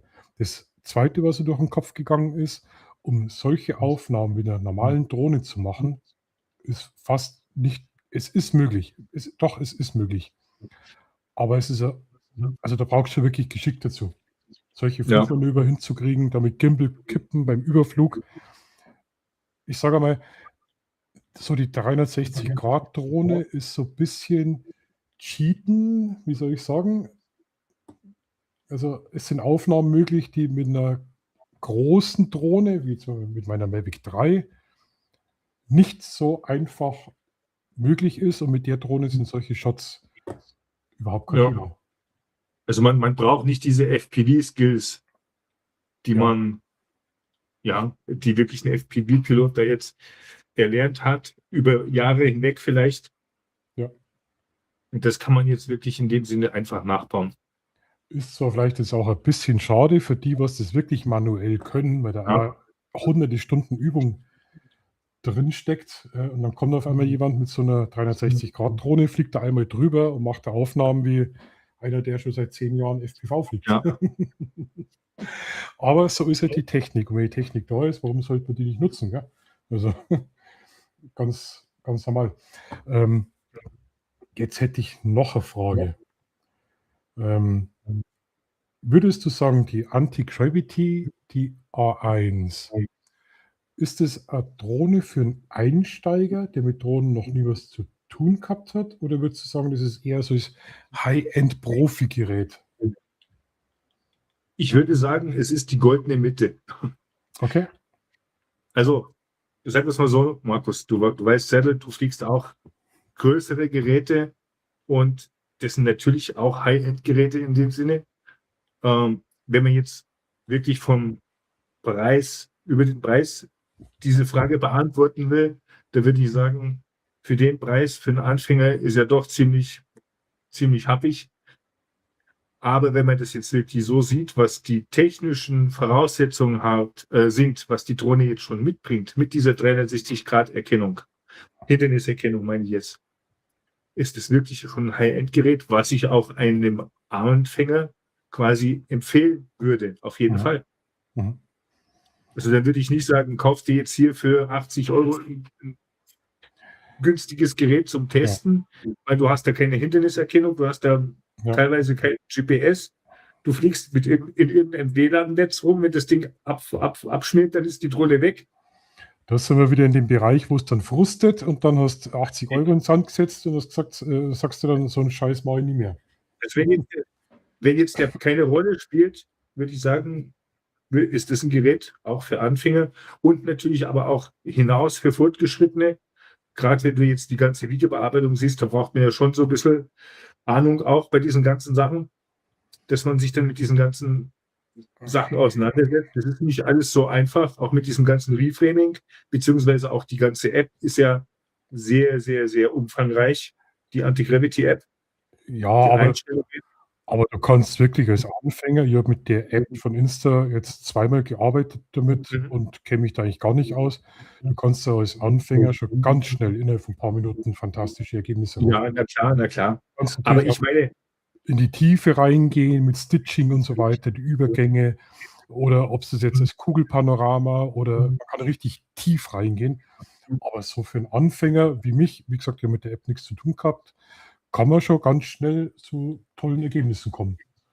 Gut, das war jetzt natürlich die Sache, wo es um die App ging, wo es ein bisschen um die Bearbeitung ging, was ich jetzt mit angesprochen habe. Aber wenn wir jetzt einfach mal wirklich so vom Fliegen gehen und von den Sicherheitsmerkmalen, würde ich sagen, auf jeden Fall ein Gerät, was man auch einem Anfänger und nicht nur einem Anfänger empfehlen kann. Okay. Gerade auch, wie gesagt, Content Creator oder Leute, die da wirklich filmreife Aufnahmen machen möchten, sind mit der Drohne, denke ich mal, sehr gut bedient. Jetzt hätte ich nur eine Frage, was mich auch beschäftigt, gerade bei Neuanschaffungen und auch die ein bisschen teurer sind. Produktzyklus. Sprich, ich kaufe mir jetzt so eine Drohne und dann ist die in einem halben Jahr, wird die nicht mehr supported, keine Updates mehr. Weiß man da schon irgendwie was wie Anti-Gravity, so zyklusmäßig? Also DJI gefühlt alle 3 Monate was Neues. Also du kaufst ja DJI-Produkte, nach 3 Monaten ist es wieder irgendwie alt oder es laufen dann irgendwann Updates aus von Drohnen. Weiß man da bei Anti-Gravity was, wie es da ausschaut? Also Anti-Gravity ist ja 2025 eigentlich im Dezember, glaube ich, auf den Markt gekommen, offiziell. Und das ist jetzt die erste Drohne. Ich weiß aber, es steht noch was in den Startlöchern auch. Kommt auch jetzt irgendwann. Demnächst wahrscheinlich was anderes, ein anderes Format, so wie ich das jetzt mitbekommen habe. Aber ich denke mal, Markus, die werden sich da auch nicht die Butter vom Brot nehmen lassen, sage ich jetzt mal, und geben da auch richtig Gas. Man sieht es ja auch bei Insta360 überhaupt mit diesen Veröffentlichungen von den Kameras. Ja. Und die beiden, ob es jetzt Anti-Gravity ist oder DJI, das ist ja wirklich so ein, ich sage jetzt mal so ein Wettrüsten. Das kriegt ja jeder selber mit, der sich so ein bisschen mit der ganzen Thematik auch beschäftigt. Und wie gesagt, was ich auch wirklich sagen muss, was jetzt die Updates betrifft von der Anti-Gravity-App, beziehungsweise auch die Updates, Flugdatenbanken oder auch Verbesserungen für die Drohne, auch für die App, da sind die wirklich auch ganz gut dabei. Okay. Weil wenn ich viel Geld investiere, zum Beispiel die Mini 2, die hat damals 500, 600 € gekostet, die ist natürlich auch Geld. Ich kann die immer nur starten. Ich kann die immer noch ganz normal fliegen. Und da habe ich immer so die Angst, wenn ich ein teures Produkt kaufe, wie lange ich das benutzen kann, weil es reicht ja schon ein Update, was nicht mehr gemacht wird und dann ist das Elektroschrott. Das wäre schade, aber ich denke aber nicht, dass das so kommen wird. Und du hast ja auch bei DJI die Drohnen jetzt, ich rede jetzt mal von der Mini 2, gut, irgendwann läuft dann diese Support irgendwann mal aus. weil es wirklich alles dann überholt ist. Aber diese wirklich sicherheitsrelevanten Updates müssen sie ja trotzdem auch noch liefern. Es sind ja trotzdem Fluggeräte, die sich im Luftraum bewegen. Und diese sicherheitsrelevanten Sachen, die müssen es, glaube ich, sowieso weiterhin unterstützen, was jetzt die Produktverbesserungen sind. Vielleicht irgendwie ein Update für die Kamera oder für irgendwie was anderes. Das ist jetzt dann vielleicht nicht mehr so, wo man sagt, ja, jetzt werden wir da weiterentwickeln. Das ist dann wahrscheinlich verlorene Zeit auch für die Hersteller. Aber die Sachen, was jetzt die Sicherheit betrifft, die müssen es, glaube ich, sowieso noch dann so und so viele Jahre liefern müssen in dem Sinne. Man kennt es ja von den Handys, dass dann irgendwann das Betriebssystem nicht mehr supportet wird. Entschuldigung, und dann hast du einen Elektronikschrott rumliegen, bloß weil die aufs neue Produkt dann schwenken wollen. Ist ja ein bisschen zwiespältig. Bei Drohnen ist es eigentlich so extrem noch nicht auffallen. Gott sei Dank. Und grüß dich in die Runde. Perfekt. Jetzt noch eine Frage. Wir haben ein ganz schön breites Thema, gell? Von Anfängerfragen bis schon zu hochspeziellen Geräten, aber die Anti-Gravity, ich bin wirklich so begeistert. Gibt es in Deutschland so die Möglichkeit, das Gerät im Einsatz, also gibt es irgendwelche Kurse oder Vorstellungen oder gibt es irgendwas, wo man sagt, hey, ich würde das Ding aber im Einsatz gerne sehen wollen? Ist sowas geplant oder wie schaut es da aus? Solche Sachen gibt es, Markus, und wir hatten da ja auch schon mal drüber uns unterhalten. Ich war jetzt zum Beispiel, vor 3 Wochen war ich in der Schweiz unterwegs und vor 4 Wochen oder vor 5 Wochen war ich in Flachau bei Salzburg. Und da gibt es so Workshops, beziehungsweise in Salzburg, das war das Tesla Takeover, das war dieses große Tesla-Treffen und da war eben Anti-Gravity mit dabei. Und es sind natürlich auch Leute gekommen, die Ahnung von Drohnen hatten. Es gab Drohnenpiloten. Es gab zum Beispiel diesen ganz bekannten amerikanischen Drohnenpiloten, John Techmeyer, glaube ich, heißt der. Okay. Der ist ganz groß da in Amerika und der war auch da, hat dann die Anti-Gravity geflogen.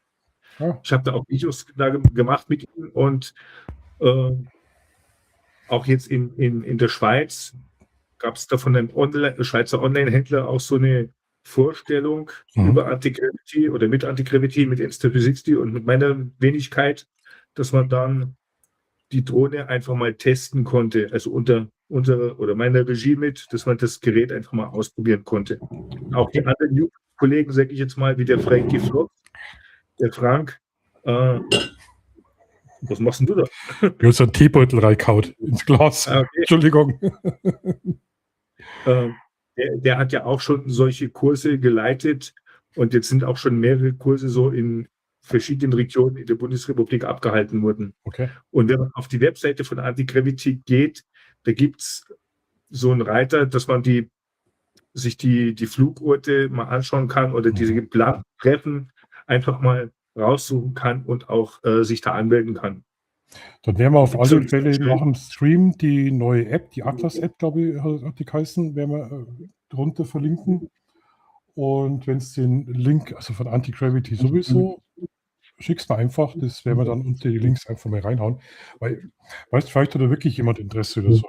Also es ist auch weiterhin hier in Bayern zumindest was geplant. Okay. Das weiß ich, oder da bin ich auch schon wieder mit verplant. Oh ja. Oder mit eingeplant.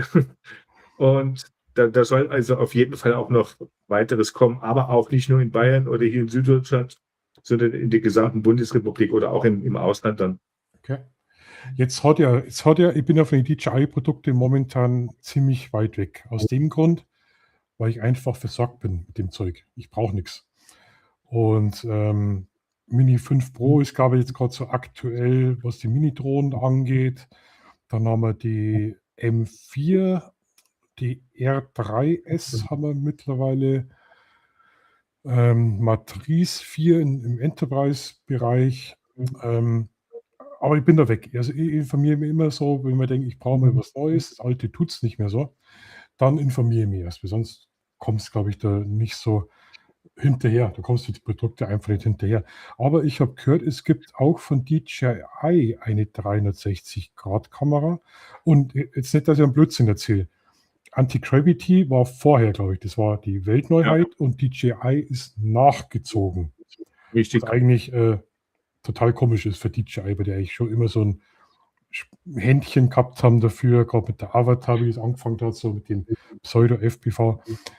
Kannst du den Unterschied erklären? Also warum sollte ich mir jetzt eine A1 holen und nicht lieber eine DJI, wo ich Fanboy bin und schon immer gehabt habe?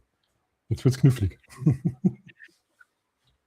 Den Unterschied, gut, wie gesagt, die Technik, also sag mal so, Markus, ich werde auch noch einen Vergleich machen zwischen der Avatar 360 und der A1. Okay. Kommt dann in Kürze was bei mir, das ist aber auch schon geplant. Aber der Unterschied, sage ich jetzt mal, zur DJI und zur A1, der klare Vorteil liegt jetzt hier in dem Sinne erstmal bei der A1. Du bist wieder unter diesen 249 Gramm. Die Avatar 360, die ist schon ein Stückchen schwerer. Wo jetzt der Vorteil bei der Avatar wieder ist, die funktioniert jetzt zum Beispiel mit dem AC2-Controller, also mit diesem Display-Controller, wo du jetzt die DJI Neo 2 fliegen kannst, die Mini 4 Pro, die Mini 5 Pro. Also da war jetzt DJI wieder einen Schritt schneller, würde ich mal sagen, in ihrem Ökosystem, dass sie das da alles mit reingebracht haben. Du kannst aber auch die Avatar das ist jetzt der Motion 3 Controller, so nennt sich dieses Gerät bei DJI. Hier ist es der Grip Controller. Kannst auch die Avatar 360 mit so einem Controller fliegen oder mit einem richtigen FPV-Controller.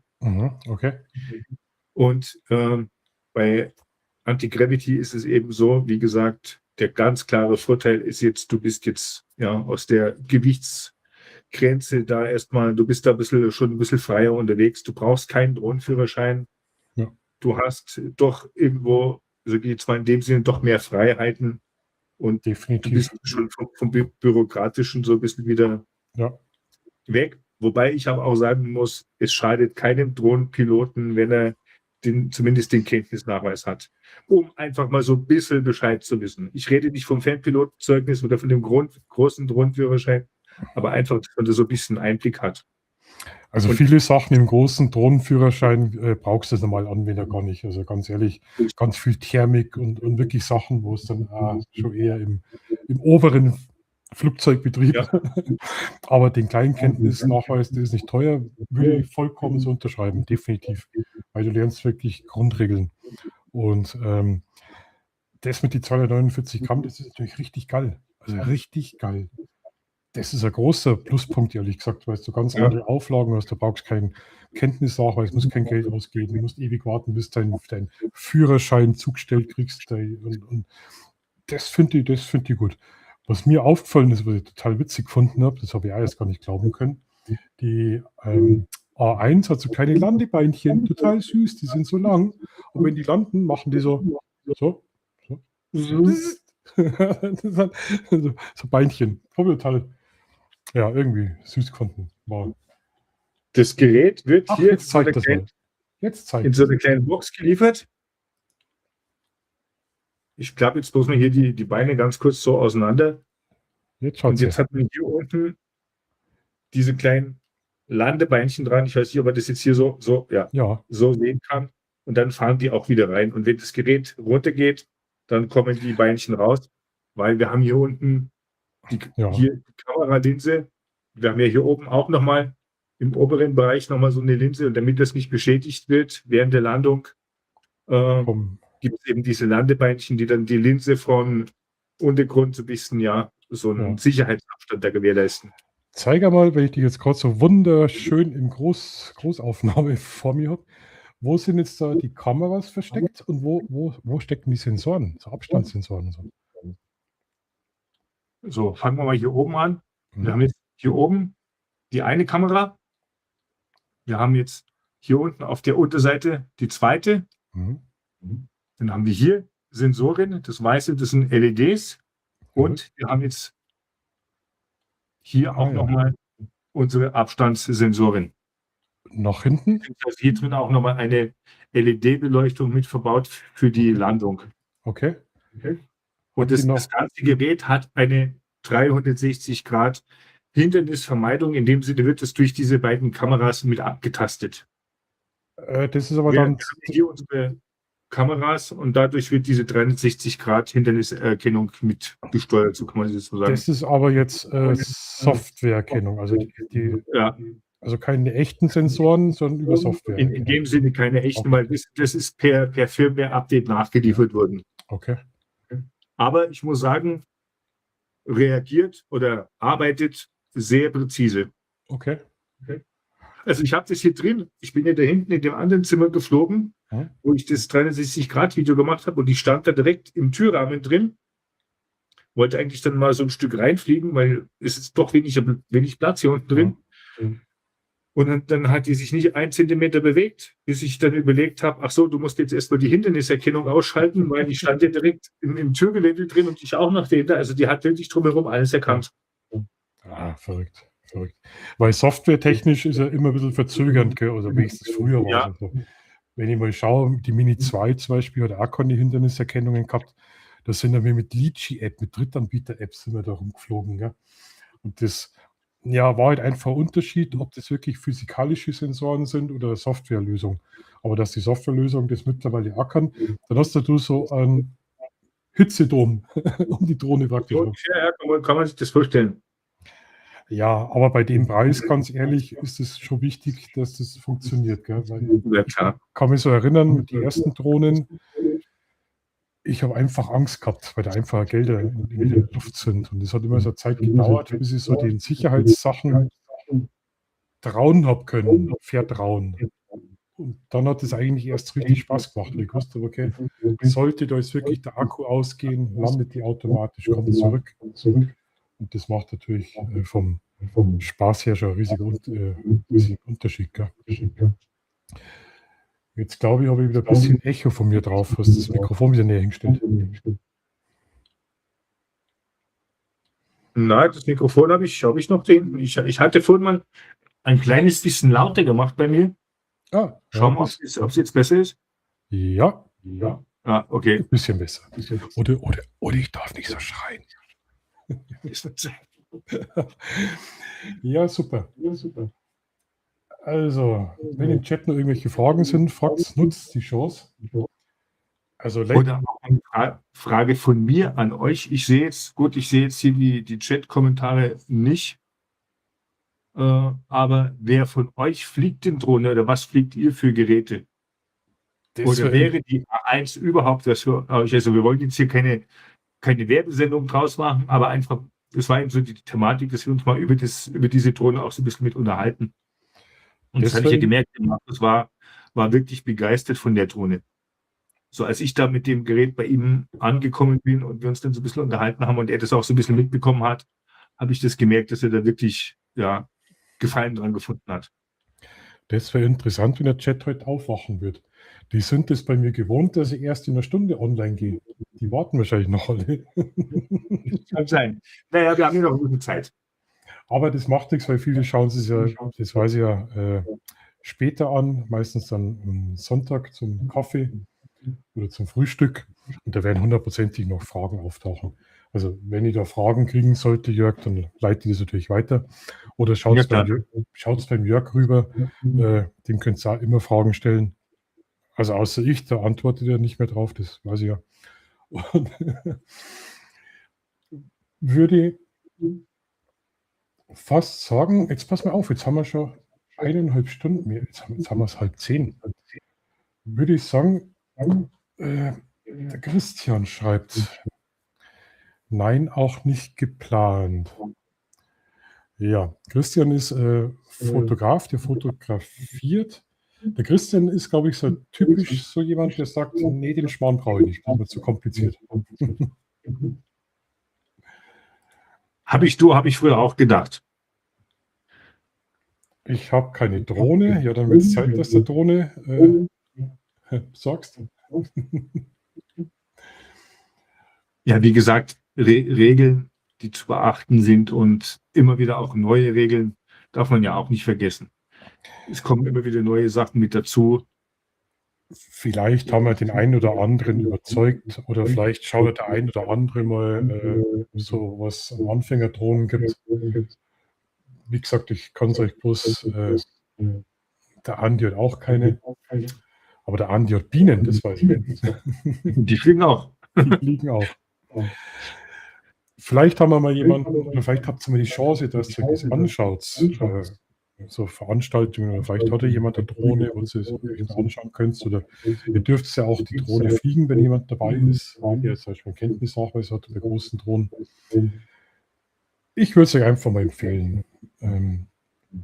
Nein, hat andere Gründe. Okay. Wie gesagt, das ist ja kein Muss. Ich wollte es euch bloß ein bisschen schmackhaft machen und vor allem ist es so ein Hauptthema von mir gewesen, wie ich mit dem Kanal auch angefangen habe. Und bin nach wie vor begeisterter Drohnenflieger. Was steht denn bei dir noch so an, Jörg? Kommt jetzt irgendwie, kriegst du schon die DJI Mini 7 zum Testen oder was steht bei dir so an? Du, bei mir stehen schon noch ein paar Sachen an, aber Okay. mit DJI habe ich in dem Sinne keinen Kontakt. Also die Geräte, die ich mir von DJI kaufe, die kaufe ich mir selber. Oder andersrum, die ich habe, die kaufe ich mir selber. Ich habe mit denen keine oder noch keine Zusammenarbeit in dem Sinne. Ich habe ja hier Clubflight bei uns in der Nähe, der DJI-Distributor, die dann die großen Fachmärkte mit Geräten versorgen. Okay. Wo ich mir dann die Drohne abholen kann, wenn das veröffentlicht wurde. Ich habe dann ganz guten Kontakt. Also das funktioniert, wenn die Drohne um 15 Uhr auf den Markt kommt oder die Veröffentlichung da ist, dann kann ich mir das Gerät spätestens um 16 Uhr abholen. Ein Traum. Also das funktioniert und das habe ich bis jetzt die letzten Jahre auch immer meistens wahrgenommen.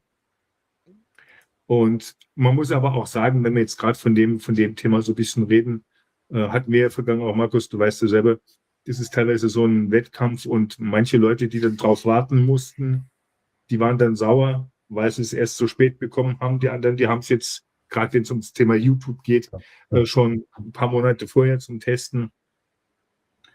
Und ich bin aber jetzt viel mit Anti-Gravity unterwegs, werde dann auch auf einer Messe noch mit auftreten und Okay. da sind schon noch ein paar Sachen auch geplant. Das ist jetzt so mein Bereich. Also- da wird es auch dann, denke ich mal, weiterhin neue Produkte zum Fliegen geben. Also schaut beim Jörg auf alle Fälle vorbei am Kanal. Du machst ja nicht nur Drohnen, letztes Mal hast du auch ein E-Bike getestet, habe ich gesehen. Ja, Das da wunderbar in Szene gesetztes Video, hat mir recht gut gefallen. Also der Drohnengrafer macht jetzt nicht nur Drohnen, er macht auch immer wieder mal andere Produkttests. Also schaut vorbei, ein bisschen rumschmökern, vielleicht findest du was. Was bei dir jetzt noch fehlen wird, Jörg, das wäre Fotografie. Eine anständige Nikon. das wäre mal was, genau. Aber ich glaube, die Baustelle, da gibt es andere, die da objektiv Ja, na testen, klar. Kameras. Man kann nicht alles. Wie gesagt, Markus, auch mit dem E-Bike, es ist schön, aber ich habe wirklich ich glaube 95% bei mir auf dem Kanal sind wirklich nur Drohnen und eben Zubehör. Ja. Oder natürlich ist es alles so ein bisschen themenverwandt, Videografie, Fotografie, Drohnentechnik und. Das mit dem E-Bike war jetzt mal so eine Ausnahme oder auch ein anderes Video, was da kurz vor dem E-Bike war, aber wirklich 95% Drohnengeschichten und eben alle Hersteller.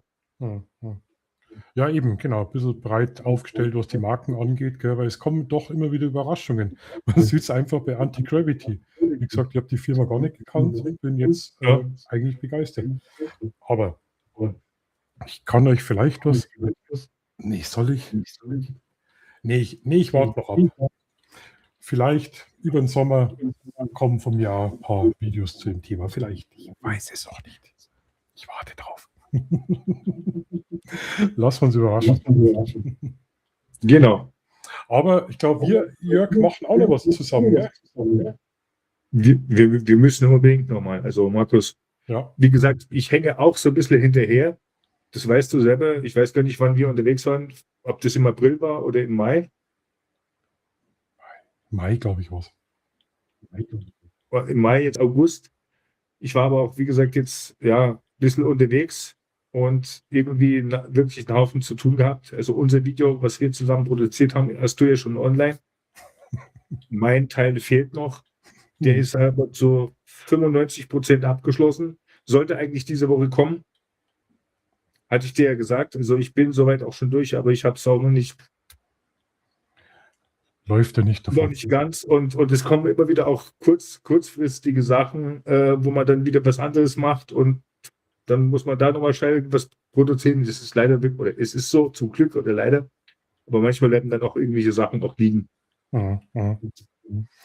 Aber Naja. mit dir habe ich auf jeden Fall auch noch was geplant, dass wir da nochmal irgendwie da die Berge irgendwie. Ja, das machen wir. Ein paar Festungen, ein paar Burgen abfliegen, wo man darf. Ja, So über den Chiemsee drüber, Richtung Flughafen Erding. Mal schauen, was da auf der Rollpiste so abgeht. Das Ganze natürlich in 360 Grad und Polizeieinsatz. Also es wird spannend. das auf jeden Fall.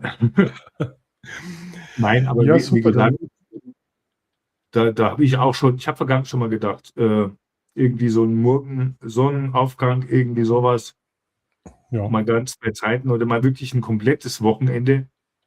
Ich meine, es ist nicht so weit von mir bis zu dir oder von dir bis zu mir. Es ist genauso weit, glaube ich, oder? ja. Ja, Es sollte wahrscheinlich. genauso weit sein. Nein, aber da ist man in 2 Stunden oder 2,5 Stunden bin ich da bei dir. Ja. Und naja, aber irgendwie müssen wir da nochmal was auf die Beine stellen. Angenommen, ich kaufe meine Drohne. Was für Voraussetzungen braucht man da? Jetzt, Jürgen, jetzt haus raus. Jetzt geht's los. Also Voraussetzungen brauchst du jetzt in dem Sinne erstmal eigentlich so gesehen keine. Du hast ein paar Vorgaben, wo du dich dran halten musst. Das war, wie gesagt, schon mal diese Betreiberregistrierung als Drohnenpilot. Dann natürlich brauchst du zuallererst eine Haftpflichtversicherung, entweder über deine Haftpflicht bei deiner Hausratsversicherung mit drin abgesichert oder bei deiner privaten Haftpflicht, je nachdem. Oder du schließt dann extra so eine Drohnenhaftpflichtversicherung ab und dann kannst du mit dieser Versicherungspolice-Nummer an das Bundesluftfahrtamt rantreten und sagen, hallo, ich möchte Drohne fliegen. Und dann bekommst du auch dein Kennzeichen, dann wird das natürlich alles geprüft, zahlst du 20 € für die Bearbeitung, für die Registrierung und dann kannst du eigentlich in dem Sinne abheben.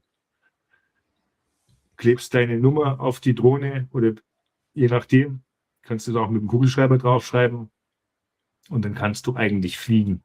Und wie gesagt, an die Regeln halten, sich im Vorfeld informieren. Ich weiß es, ich nehme mich da nicht aus. Ich habe genauso mir die Drohne damals gekauft und ich bin einfach abgehoben. Man hat sich in dem Sinne natürlich im ersten nicht so den Kopf gemacht. Bin ich auch ganz ehrlich. Klar ist es so, wenn man Auto fahren will, braucht man auch erstmal einen Führerschein. Kann man auch nicht einfach einsteigen und losfahren, wenn man es von der Seite sieht. Das geht halt alles online über Kontaktformulare, also da ist nichts Großartiges, wo man da jetzt irgendwie schriftlich was hinschreiben muss und so weiter. Das ist schon, ich glaube, mittlerweile schon so automatisiert, diese Sache, wenn du deine Versicherungsnummer hast, Police abfotografiert, Sache auf ein paar Minuten einmal. Also gar nicht so dramatisch, gell? Da fällt mir nur so eine lustige Geschichte ein. Ich bin ja nebenbei, Justin Schmidt macht nicht mehr viel live momentan. An der Stelle, Christian, jetzt ist auch schon die Besserung. Nochmal. Auch für dir, Christian, weiterhin. Es war die Zeit, die Hochzeit, wo Christian immer ganz viel gestreamt hat, da war die Mini 2. Die meistgestellteste Frage im Chat bei den Livestreams von Justin Schmidt war immer, und ich weiß nicht, wie der Christian das überlebt hat, wann kommt die Mini 3? Wirklich. In jedem Stream ungefähr 100 Mal die Frage. Klasse. Die nächste Frage war immer, wie hoch darf ich fliegen? Man darf 120 Meter fliegen. Ja, und auf Sichtweite. Ja. Wundert mich, dass man davor nichts ablegen muss. Wundert mich teilweise auch noch. Aber sind wir zufrieden, dass es so ist oder noch so ist? Also es gibt ja auch Gerüchte, ich weiß nicht, ob du da schon was gehört hast, Markus, auch mit den Drohnen, die jetzt noch weniger wie 249 Gramm sind, dass da andere Verpflichtungen kommen sollen, was da so ein bisschen geplant ist. Mhm. Da rumoren auch einige Sachen, was da ja mit eventuellen Drohnenführerscheinen und irgendwelchen weiteren Registrierungen und. Ich will mich aber, ich sage jetzt mal so, teilweise gar nicht so sehr da auseinandersetzen mit dem ganzen Zeug. Also klingt jetzt Es erstmal vielleicht ändert nicht sich so, immer recht kurzfristig. aber es kommen immer wieder neue Sachen und wenn man sich überall da so rein vertieft, irgendwann wird man, ja, man verliert ja teilweise auch einen Überblick. Ja. Es ändert sich ja laufend irgendwas. Schau her, gestern haben wir nur einen Gesundheitsminister gehabt. Ja, Aber jetzt hast du mit dem Gesundheitsminister voll rausgebracht. Super. Jetzt habe ich den Faden verloren. Sehr schön. Na gut. Nee, komm nicht mehr drauf. es ging um die 120 Meter. Ach so, ja, genau. Es ist ja zum Beispiel in Österreich so, wenn du einen Hund hast, musst du einen Hundeführerschein machen. Du musst einen Hundeführerschein machen, eine Prüfung, und dann diese Prüfung, dass du geeignet bist, dass du einen Hund halten darfst. Okay. Ganz offiziell. Dann musst du zur Gemeinde und dann darfst du erst einen Hund halten. Mhm. Finde ich bei Drohnen manchmal vielleicht nicht auch so falsch. Ja.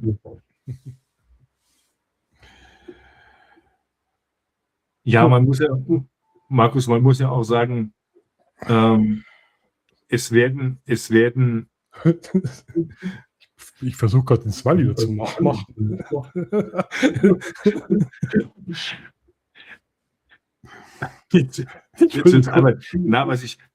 was ich sagen wollte, es werden ja auch immer mehr Drohnen da oben. Immer mehr Leute kaufen sich eine Drohne, Regulierung und Regeln, wie gesagt, darf man dann nicht ganz so, sag ich jetzt mal, so eng sehen, dass es teilweise wirklich ziemlich streng zugeht, aber man muss ja auch sagen, es werden ja immer mehr Hobbypiloten, die da draußen irgendwo rumfliegen. Ja.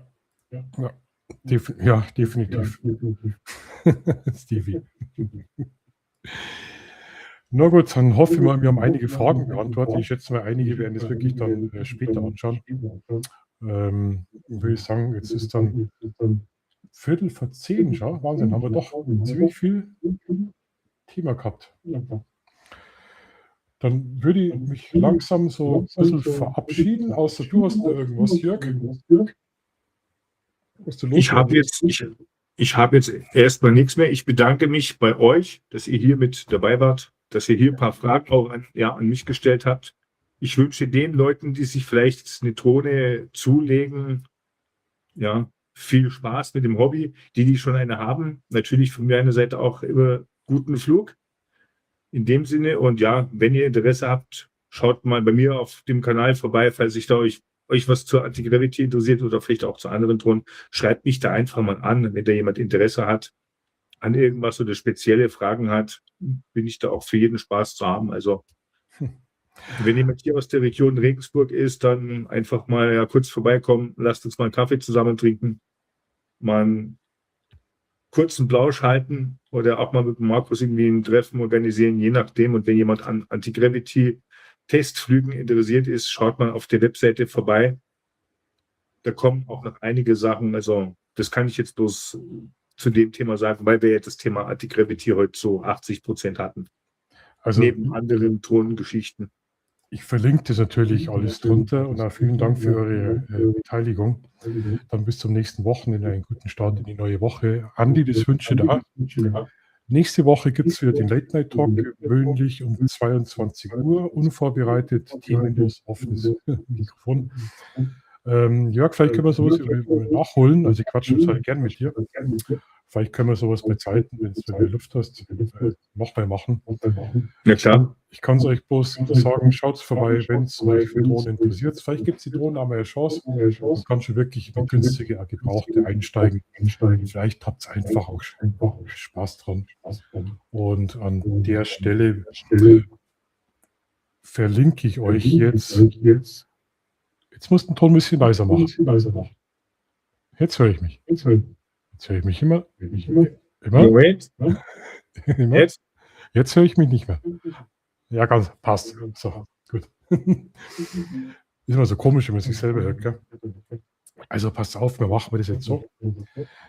Ich verlinke euch jetzt hier in der Nachricht den Invite-Link zum Stream. Wir beenden dann den Stream. Ich lasse das Outro noch laufen.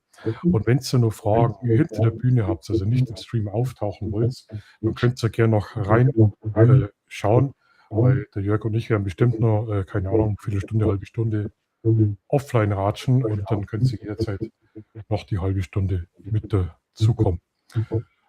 Ansonsten wünsche ich euch natürlich auch schöne Woche, aber richtig Spaß gemacht. Nächste Woche wird es wieder ein bisschen wilder. Heute war es Technik. Es war noch im Rahmen, gell? Es war jetzt nicht so ganz nerdig, aber und in diesem Sinne lasse ich jetzt den Abspann laufen, wenn ich den finde, und poste euch hier den Link noch rein. Dann könnt ihr nämlich, wenn ihr wollt, auch nach dem Stream noch vorbeischauen. Und dann an der Stelle schauen. Oh ne, das ist falsch. Das ist falsch. Moment. Machen wir das hier. Gesamten Bildschirm.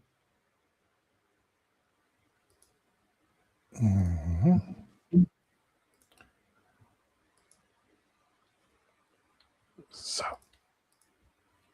Also in diesem Sinne lasse ich das jetzt laufen und dann ist der Stream für heute beendet und vielen Dank fürs Zuschauen. War richtig geil, gell? Also ciao, ciao. Servus. Servus, ciao.